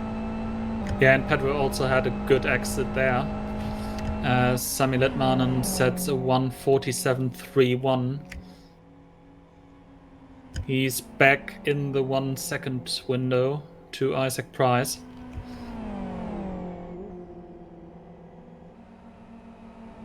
So yeah, we've got 2 great battles going on at the front. Sami with a little bit of work to do to try and close that gap back up to Isaac. And then Pedro Picanco for Road Appraiser doing his best to hold off the last lap motorsports driver who had a dominant win last time out at Blackwood.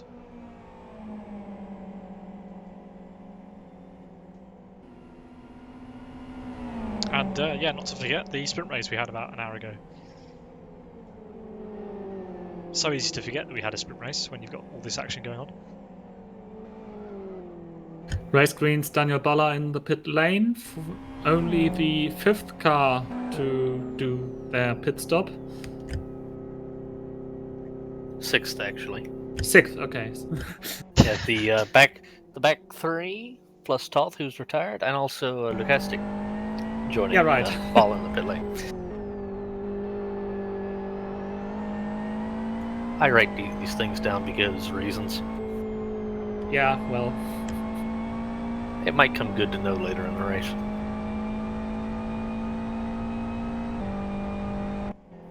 Better than counting by head. I don't trust my head. We don't have brains in the comms box. We're too busy. Oh, Laguska's got it all wrong coming through the last corner and has lost quite a lot of time to Picanco due to that. Back to half a second behind. Picanco still with a 5.3 second advantage over Wachowski. The way the right front of Laguska's car sat down when I was looking at him coming out the corner, I was afraid he had a puncture, but his tires are quite fine at the moment. Still way too few laps before punctures should be that big of a deal.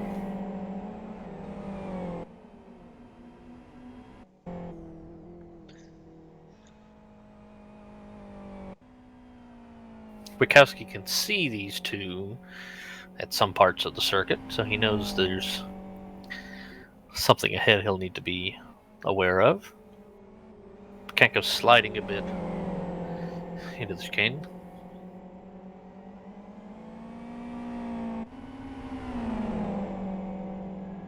Vertanen in the pit lane here.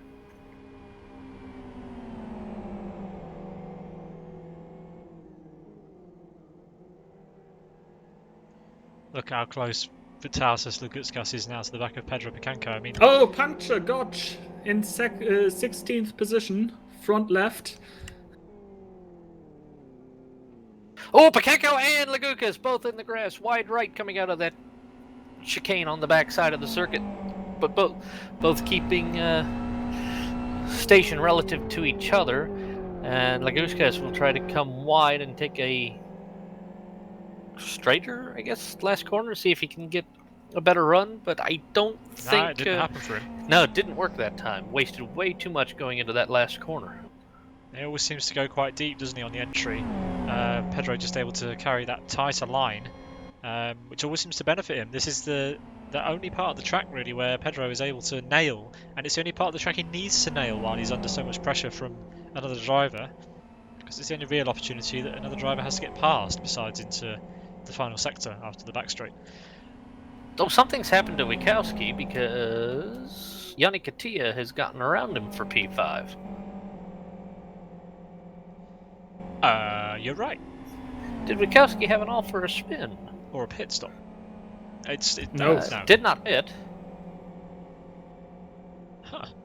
Oh, apparently, according to our lovely chat, he touched grass in turn 1. Tish tish. Yeah, that's not good. I mean, that's the second big mistake he's made this race, and yeah, you just can't afford, when you've got the caliber of drivers we've got at the top of the field in this series, you just can't afford that. You can't afford any mistakes.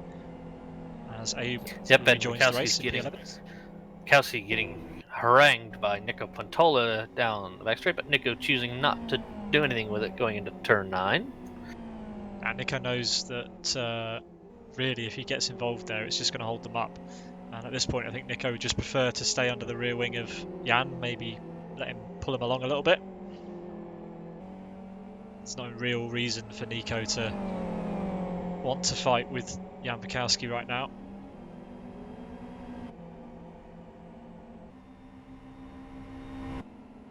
Yet again, starting in earnest. Yet again, Pedro with a great exit out of the last corner. Vitalis Lugutskas is nowhere near him. So we're in a little bit of a stalemate situation, yeah. Just wanted to say that Jeff and Jacob and Jaroslav Denalik are in the pits doing their pit stops. And Gotch, after his unfortunate blowout, he is now in 16th position.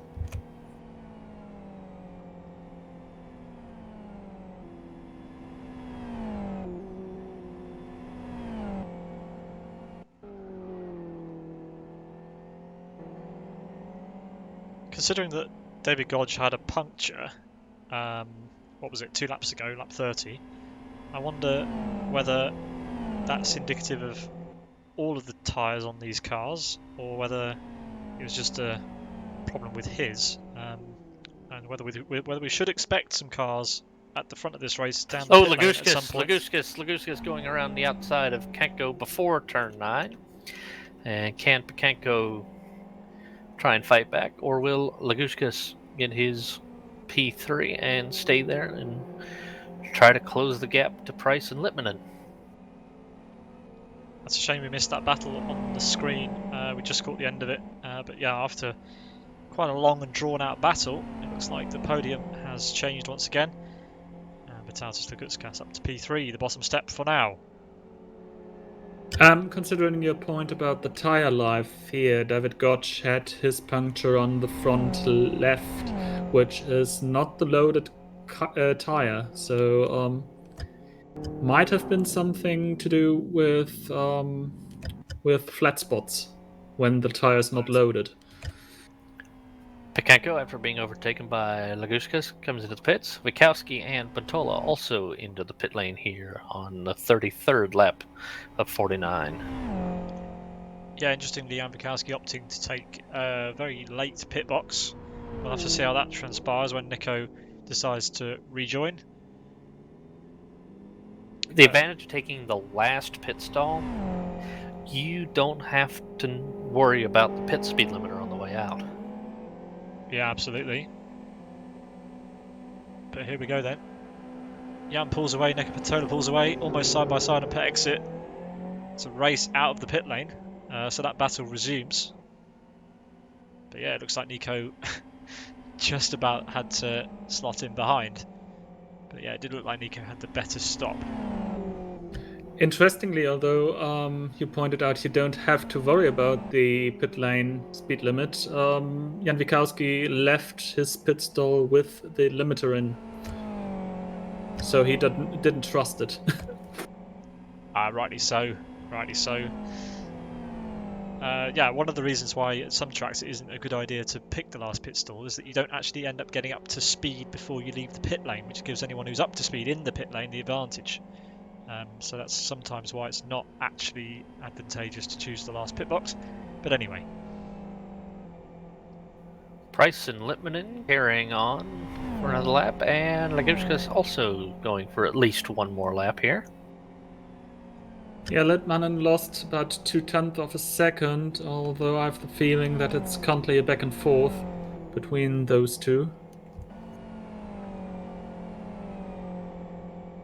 Yeah, these are two drivers at the top of their game, trading tenths, essentially playing a game of chess while we're waiting for them to make their pit stop. Lane.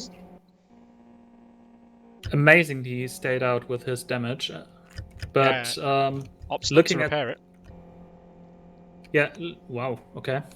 Yep, so he's going to run that damage to the end, probably He's had 10 laps to get. He's had 10 laps to get comfortable with it.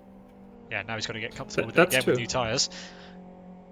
But in the tire diagram you can use as a spectator, you could actually see the increased tire wear on this damaged part of the car, so he might not have made it much longer on this set of tires. Should be fine though with 15 laps remaining. Should be. Yeah, should Always be. love that. Yeah, the gap has opened up again between Sammy and Isaac because Sammy's got a back marker in the way. Probably could have made that a little bit easier maybe, but yeah, gets past eventually. I think that was Yari Katila, was it not? Yes, it was. Yes, it was.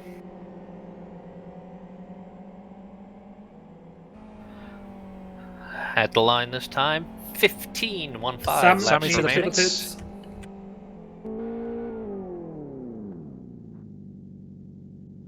Right, so will Isaac Price cover him, or will Isaac Price stay out for a couple more laps maybe, or try and drain his fuel? Overcut? Yeah, wow. Isaac's got one lapped car ahead. That may affect that calculus.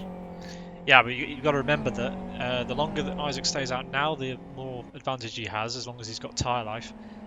We've seen Isaac Price in recent times get this wrong. I think he got it wrong was it at the Kyoto round of Buggyra, just before it was Rockingham, he got it wrong, maybe as well, but yeah, on the tyres, just pushing it a bit too far, getting a puncture on his in-lap, so hopefully he doesn't make the same mistake again here. Oh, as we've got a car spinning in the background behind Isaac there. Look like Bob Vincent. Doesn't get in anyone's Yes, way. that is. Yeah, the million-plus driver. Reverse, up in front. Whoa. Jay turning it. Yeah, well, rejoins the track and carries on his way. Littman did come out in clean air, so he'll have a decent chance at a fast lap or two while Isaac trundles on those worn boots. Yeah, I Isaac do wonder if Isaac's going to play this a bit safe and come in with some tyre life left this time. I hope he does.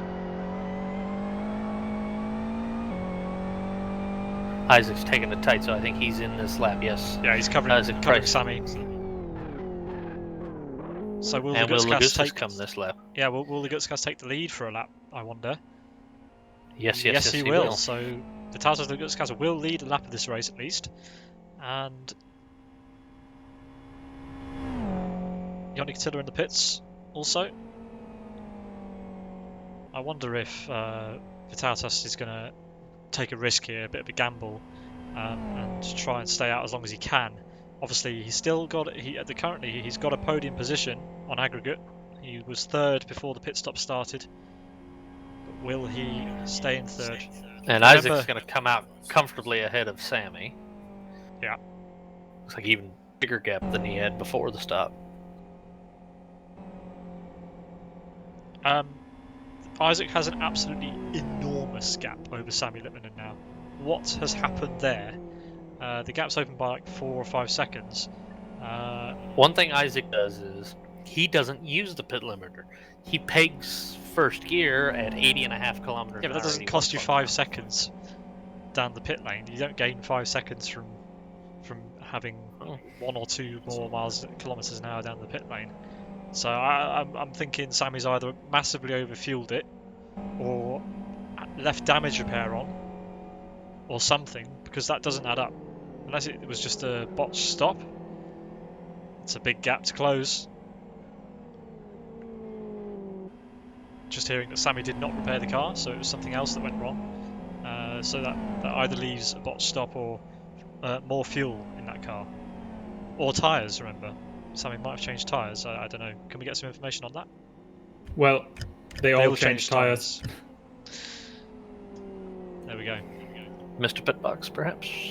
Like or just bad inlet, bad still outlet. Out. Yeah, Lugutskas opts to stay out another lap. Wow. So he is taking a risk on the tyres, potentially.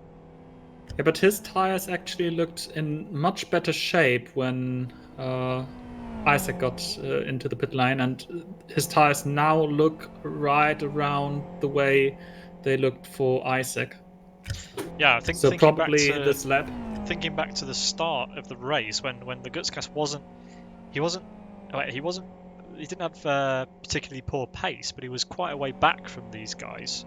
And I remember mentioning that he could be trying to save his tyres a little bit and not compromising on going for silly moves straight away.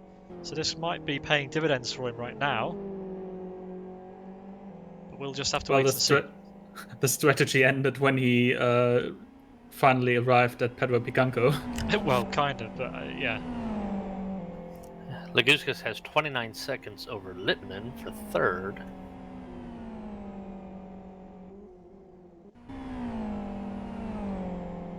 So it could be close for P2 on the exit after Laguskas makes his pit stop. Yeah, because Sammy lost a lot of time. And every lap that Laguskas stays out and doesn't have a problem, he's gaining, because the others have got new tyres which aren't up to temperature. They've got more fuel. Not too much more, but more nonetheless. So will the Gutscast pit this time? And of course he can refuel a little bit less than the others. He does pit. But he's joining. Yes, he is.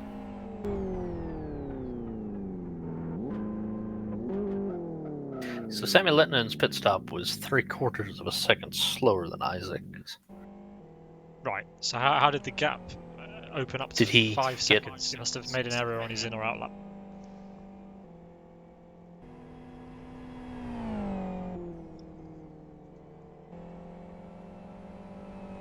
Okay, Laguskas is rolling. Isaac will get past him. And it looks Sammy like as well. Sammy, Littmanen yeah. will do as well. But But, not yeah. by that much. It's a 12-lap dash to the finish now between these three. As is that Jeffin... Yeah, there's Jeffin Jacob flying past there, the back marker. In an even less green race green car. Yeah. So gap first to second is now 3 1/4 seconds. Yeah, so Sammy is bringing it back down. He's definitely hampered himself here. Yeah, it was 13 seconds because Isaac had crossed the pit lane a long time, or its finish line a long time before Littmanen was flying past it. So that was a little false, that first gap we saw. But it definitely losing about 2 seconds. Yeah, it's crazy.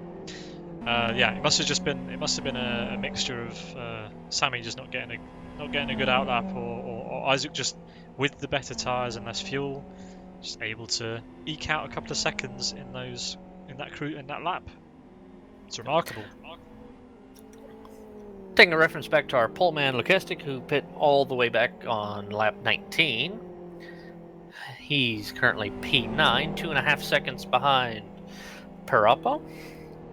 But Lukestik with better condition tires. Pirappa's still trying to bring his fresh R3s back up to operating condition.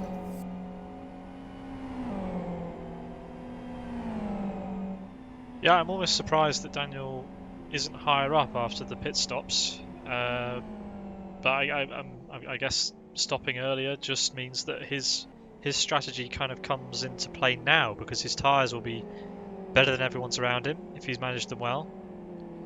The only disadvantage he has is that he's on the same fuel now, presumably, whereas at the start of the race he may have been on lighter fuel because of that earlier pit stop. Obviously, we don't know for sure. That's the beauty of it. You can't know everything. 11 laps remaining in this race. Isaac Price, our race leader. Everyone has made a pit stop in this run so far.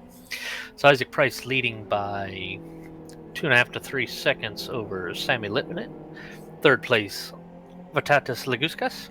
Yanni Katia running P4 right now. Pedro Picanco in P5. Jan Wikowski is running 6th position, coming through corner number 4. Nika Pantola in 7th right now. And Kike Pirappa behind in P8 into turn 4 himself. And just behind him is our poleman, Daniel Lukestik, trying to work his way back up after an early race pit stop. Ayub El-Hanouni in P10. Race greens, Daniel Balla in P11. Henri Vertinen for Born to Race running P12. Just across the start-finish line, Jari Katilia coming into turn 1 for World Class Lions. 14th is Conquest's Prismic Vidaviars. Jeffin Jacob for Race Green Autosports in P15. Gods for Team Rock Racing in P16. Yaroslav Donelik in P17. P18 in Lusky in P18. Vincent in P19, and last car running on the track, P20, is Juka. Levante Toth retiring about a quarter way through the race after a botched pit entry, giving him a stop-go penalty. Yeah, and others who we lost include the car of Global Gaming Racing. Pedro Picanco. Pedro Picanco is spun coming out of turn 2, so he will lose lots of time, and Jan Wikowski will come flying past him on the run down to turn 3, and Nico Pantola may even have a chance to catch up Pedro if he's having any problems residual. Yeah, that's unfortunate for Pedro. Remember 10 laps ago, Pedro was on the podium, and now he's down to 6th place. Someone who's made a silent but strong charge to the front is Yanni Katila. 4th. Well outside the top 10 at the start of the race. Currently running 4th. Yeah, not only way outside the top 10, he was also having plenty things to struggle with throughout the first stages of the race. Absolutely. That's a good effort there. But yeah, Jan Bukowski's race just thwarted with problems. A couple of issues that we caught on camera. And that explains why he's down in P5, even though he was setting really nice laps earlier. As Pedro runs quite wide again. Nico Bertolo could be on for a P6 here if he keeps his car on the road. It'd be a good result for him.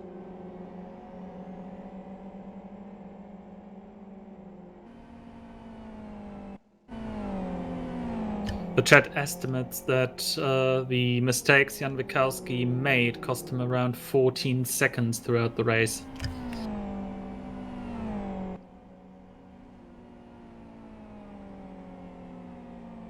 It's a lot of time. It's a lot of time to make up. The lap counter is ticking down, and you'd have to say that the gap at the front just isn't coming down fast enough for Sami Lipmanen. Isaac Price is doing everything he needs to do right now as he heads on to the back straight once again, underneath the bridge, and Sami just nowhere in sight right now.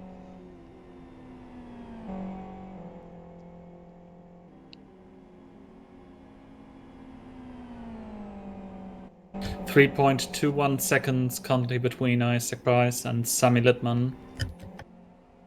Further 5.86 seconds behind is Vytautas Lagutskas. And further 7.34 seconds, it's Yannick Dier. Yeah, let's ride on board with Nico Bertolo and see if he can get close to Pedro Picanco. Pedro ran quite wide there at the end of the back straight, and the gap has come down even further. Yeah, I think we're just gonna take a second and let you listen and watch with Nico as he tries and chase down Pedro Picanco down the front straight. Listen to this flat-out run down the front straight.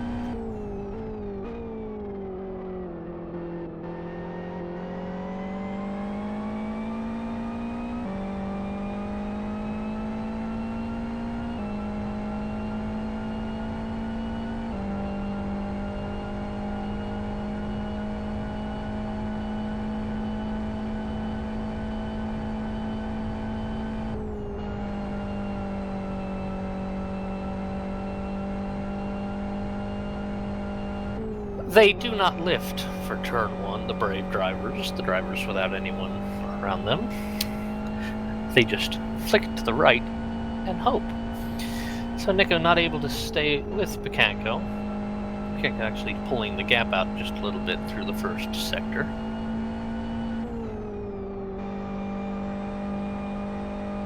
Interesting to see was that Nico was just at the very, very tail end of Pedro Picanco's slipstream. So he was able to get a little bit of a drag just for a couple of meters, but then suddenly, as if, oh, Nico, what you doing? This is not a Rally Finland stage, Nico. It's that classic Nicoism we just witnessed. Yeah, a Nico thing happened. Oh, Lukastic on Pirappa, and Lukastic punts the back of Pirappa in the slipstream. They had a lapped car of Jaroslav Donelik that was a bit in the way, and I think Lukastic just underestimated the closing speed on Pirappa, and Pirappa got punted towards the Armco on the back straight. Pirappa still with that right-hand side damage from his earlier mating with the turn 3 exit Armco. And now Lukastic falling back after that episode. Yeah, that would have been a bit of a scare for both drivers there. I'm not sure quite how it happened, but I'm guessing it had something to do with the back marker. Not great to see, but anyway.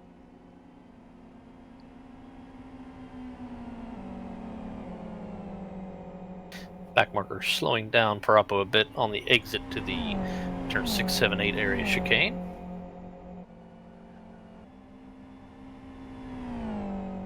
That'll leave Lukastic trying to catch back up.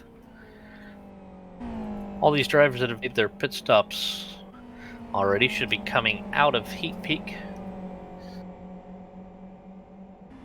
So any advantage held by earlier pit stops may be going away at this point.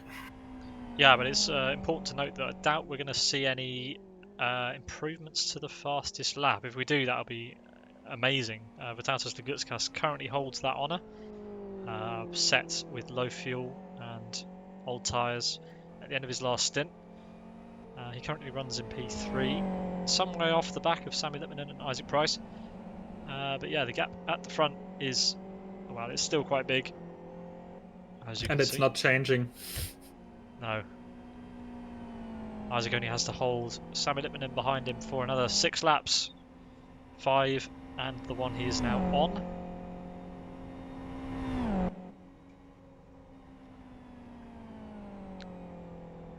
That's all that separates him from another victory in Buggyra. Something must have happened in the final sector as Isaac lost about half a second. Right. Well, you know what they say, don't count your chickens before they hatch. This is never over between these guys. We know how good they all are. One of them is bound to pull something out of the hat before the end.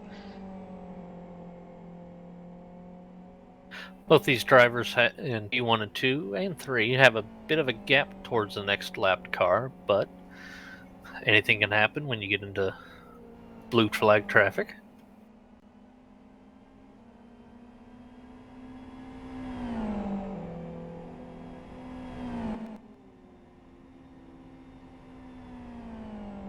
It's worth noting that we've had a pretty big gap in Buggyra since the last round, and we'll have another big gap again. The next round of Buggyra, the 8th round actually, will be quite different from any of the rounds we've seen previously, because we're heading to South City for round 8, South City Long, on Sunday the 13th of September, here on Sim Broadcasts from 6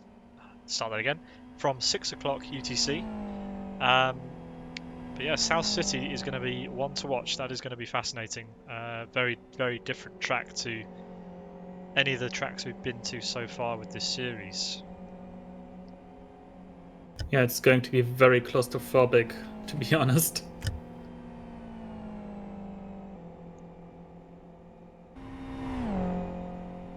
Another 3/10 down, 2.5 seconds the gap between Isaac and Sami Lipmanen. But this might be too little too late. You never know, but yes, it's looking that way, isn't it?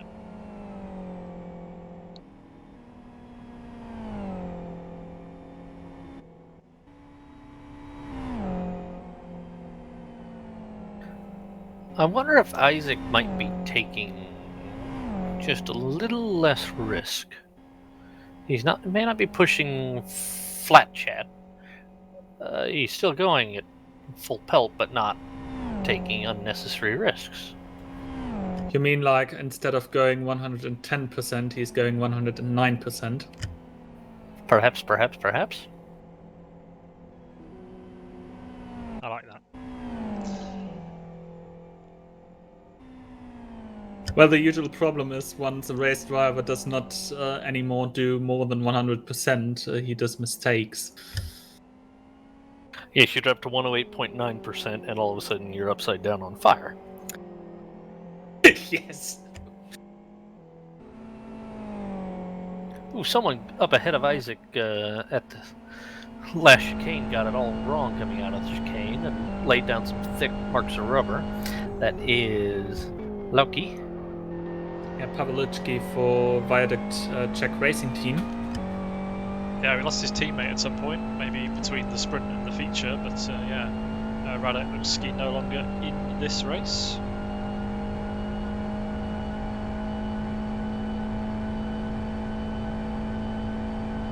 Gap down to 2.3 seconds with 4 laps remaining. Yeah, this and 3 to go. It's starting to get a little bit tense out front. Isaac's got past the back marker, and Sammy's going to be meeting them in the middle of the lap. but these two are well clear of Vitalis Lagutskas.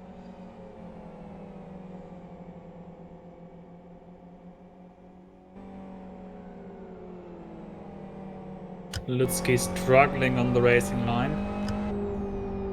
Which... Oh! Slowing down on the racing line, not ideal. Sammy will not be happy with that. You tend to want your back markers to slow down off the racing line, and yeah, that's somewhat frightened Sammy there a little bit, and that's cost him time. That's maybe a lot of time. Maybe thwarted over any... a second. Yeah, so any chance of a grandstand finish seems to have disappeared out the window, unfortunately. It's a shame, but yeah, let's not count those chickens. 3.5 seconds between Isaac Price and Sammy Littman now. Isaac on his way into turn 13, and he'll cross the start-finish line to start the anti-penultimate lap.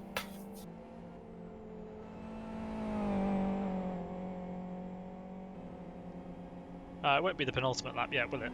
I said anti-penultimate. Anti-penultimate. Trying to do the maths in my head. I think you're right. Last but yeah, one but right. one.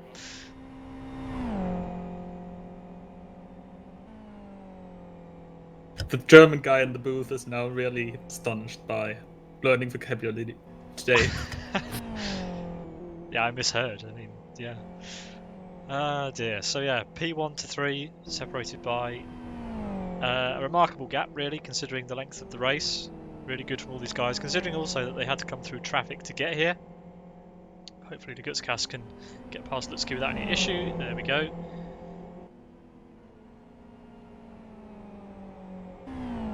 And similarly with Joni Katila. Joni Katila, I think, really good effort, considering where he started.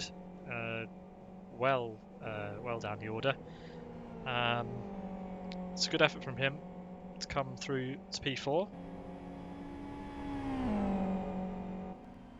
Jan Wachowski, it's a race that could have been for him, really. He just went wide at turn 3 a lap or so ago and cost him about 3 seconds. That's bringing Picanco back into a shout, and he's gone wide at turn 4. Yeah. So there might be a battle on for the top 5. It seems likely. I think Jan is falling asleep at the wheel, and Pedro will want any points he can get. He's running really, really well in the championship. Late in the day in Poland, but in the middle of the day in Brazil. So Pedro Picanco might not fall asleep. What I wanted to point out. We're on to the penultimate lap. Isaac's pulled the gap to P2 up to 3.8 seconds now. There's a string of 3 lapped cars off in the distance that Isaac will have to negotiate here on the last lap and 3/4. But if you can negotiate those clean and keep it on the black stuff, I think Isaac might have a good shot at another 300 points. 301. Oh, is it 301? Yes, yeah, it's because 301. because of the technical partner 301.cz. Ah, true. The winner of the feature race gets 301 points. Yeah, as the laps tick down here, it was a good effort from Sammy, as always, but I think it's just too big, that gap. And yeah, the Gutskas will have to settle for 3rd in this one.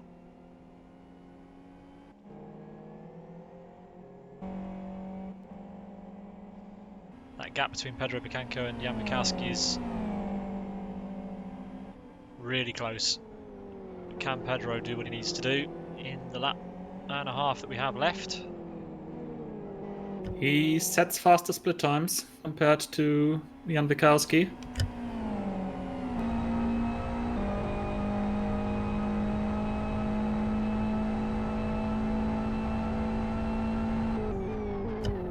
All these 0.9 seconds between those two. While those two battled down the backside of the paddock, Isaac Price now on the final tour of this Westhill International Circuit and starts the final lap with a 3.9 second lead over Sami Lipmanen.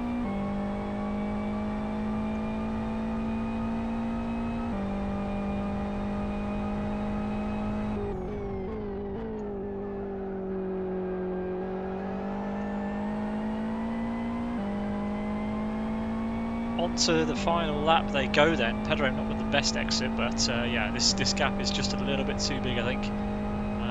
Isaac Price currently running around turn number 4 and coming up against that backmark traffic that JP was talking about a moment ago. Sami Lipmanen not going to be able to close that gap down, unfortunately, at the end. Isaac was nearly met by a collision between Jari Katia and the other lapped car, who I've misidentified. But Isaac on the back straight with Jari Katia now behind him, and Isaac with clear track ahead through turn 9. And now down the hill, and a slight touch of the brakes through turn 10. He's had a clean race, not had much issue starting towards P10 after the grid reversal. Isaac's just plugging fast laps and keeping a consistent race. He's never really been flashing on our fastest laps time board, but without many issues, he's given himself the best chance at running out the race the winner. And as he comes out of turn 14, he will see the checkered flag to complete the 49th lap of this Buggyra Grand Prix at Westhill. And Isaac Price wins over Sami Lipmanen in 1 hour, 29 minutes, 13.36 seconds. And we wait for Laguskas to come third.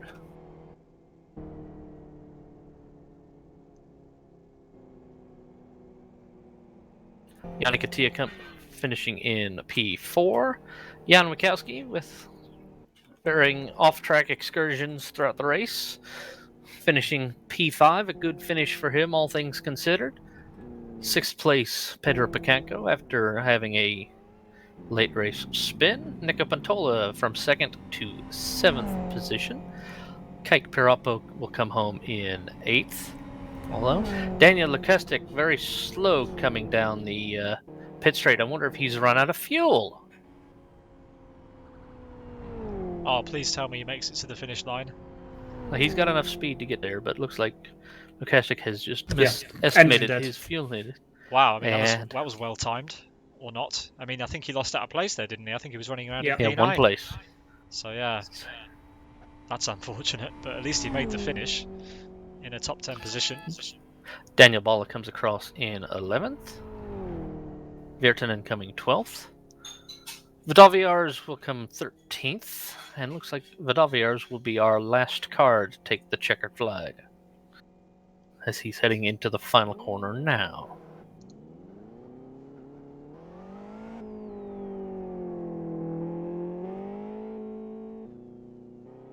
So a P13 for Vidaviars after a DNF in the sprint race here. And Vidaviars finishes the last car for this Westhill International round of the Buggyra Zero Mileage GT Cup.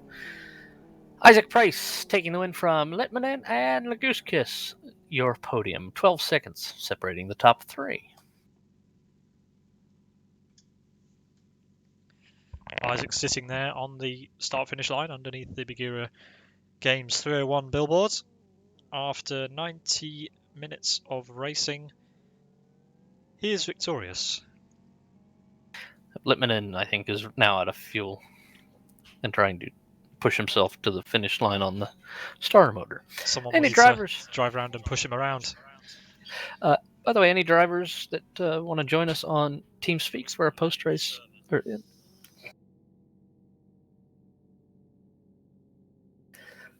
If there's any drivers watching us on the stream now, and you missed the message in the chat, you can join us on TeamSpeak. Yep, we'll see how many drivers we can. TS.TV for post-race interviews. We'll hang around for a few minutes to hear from any of the drivers who wish to join us for those. But yeah, what an exciting round once again from the Buggyra Zero Mileage GT Cup. We have been treated to some excellent racing. maybe we were denied the grandstand finish we were after, but still, you cannot take it away from the guys at the front, pushing each other to the absolute limit, and a very close finish considering the length of the race.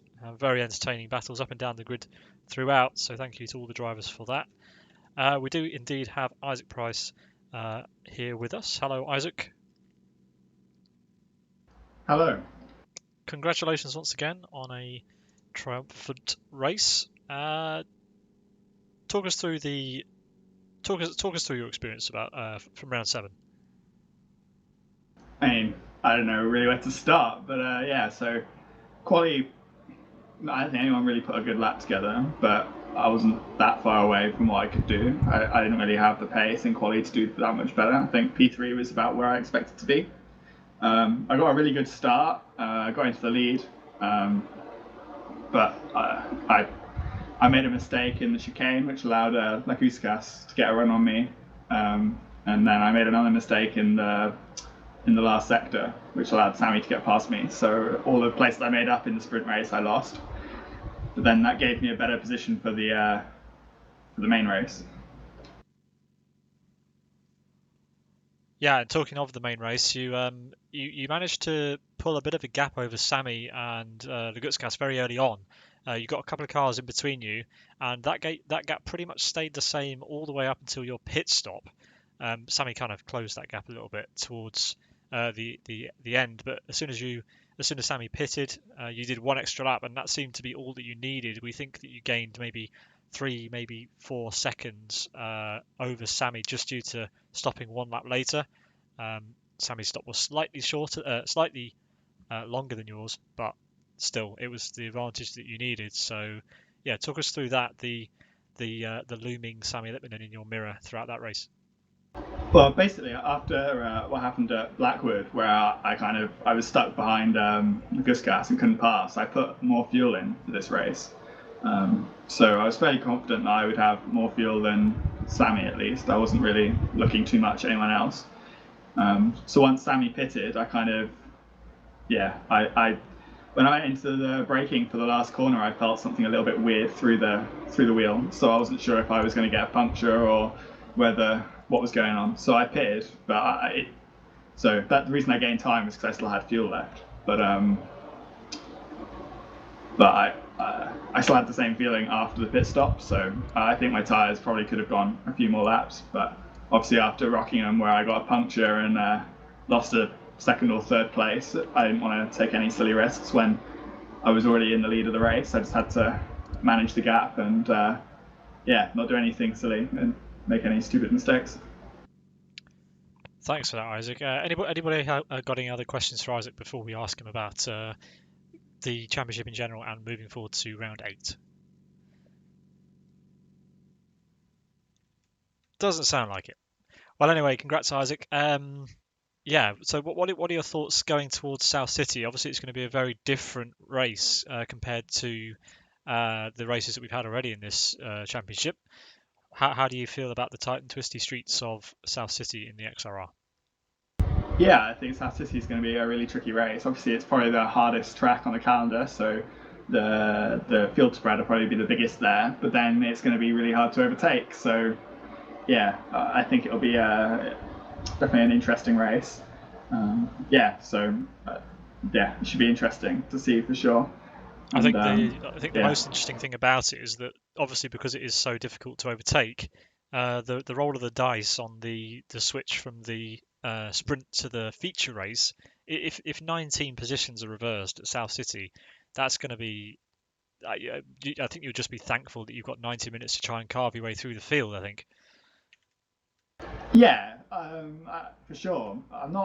I guess we'll see how hard it is to overtake. Because, I mean, the thing is that pretty much every track this season, there's only a couple of places that you can pass. And it's not that different at South City.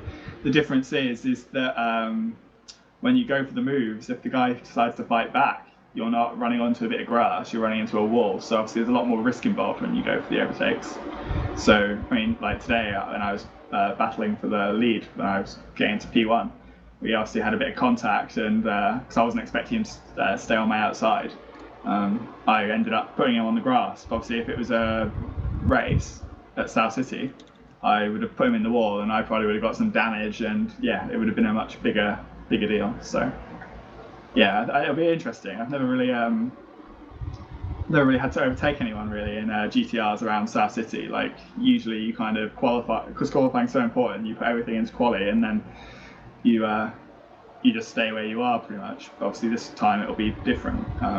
It'll be interesting as well to see if anyone deliberately does a worse sprint race to try and get a win, because obviously if there's a few guys who, if they were at the front of the race, they'd probably pull 10-15 seconds before we even get to P2, even at like these races. So at South City that could be 20-25 seconds, and from there you can win the race. So yeah, it'll be interesting to see what approaches people take and what the strategies are.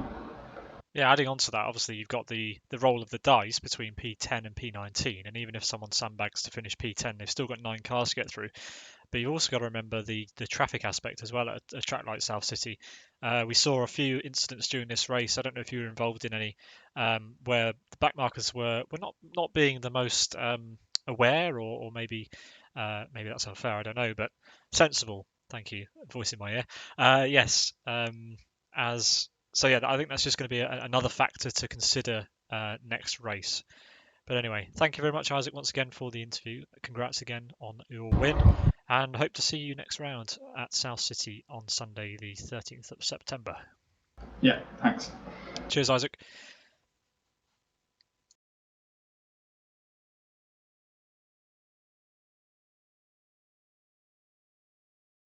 Well, after an hour and a half of a fantastic feature race, hey, Thilo, would you mind going through the finishing order for us?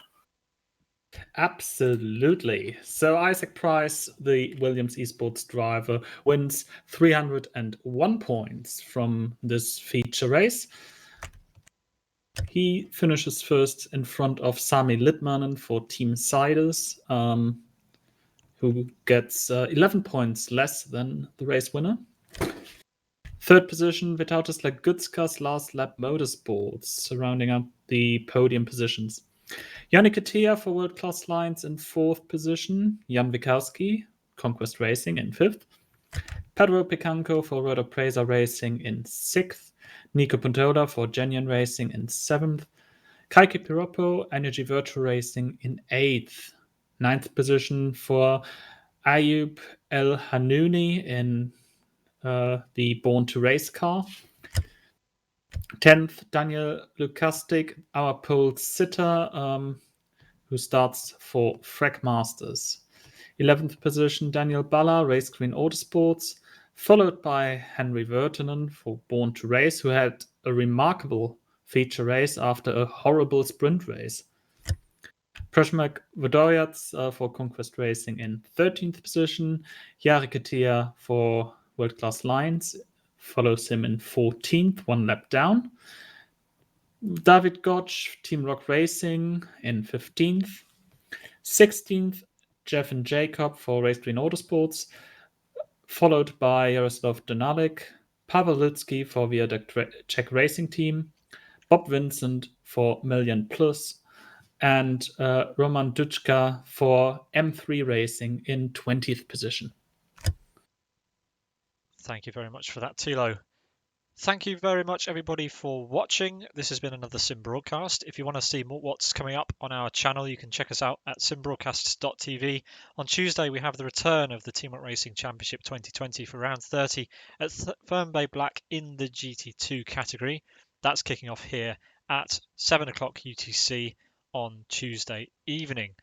Then we have the return of the Open Endurance Cup on Sunday, the 30th of August, and the Buggyra Zero Mileage GT Cup Round 8 returns on Sunday the 13th of September from South City Long at 6 o'clock UTC. We hope you can join us for that. If you've enjoyed the stream, please consider giving us a follow, and we hope to see you next time.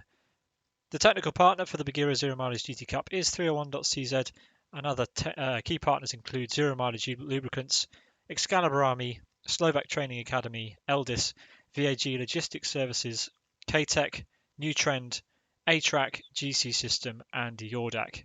Thanks very much for watching. We hope to catch you next time. I've been Peter Butcher. I've been joined in the commentary box by Tila Falkenberg and Jonathan Palmer. Thanks to the voices in our ears, Jack Eyre and Elmo. See you all next time. Have a good one. Good night.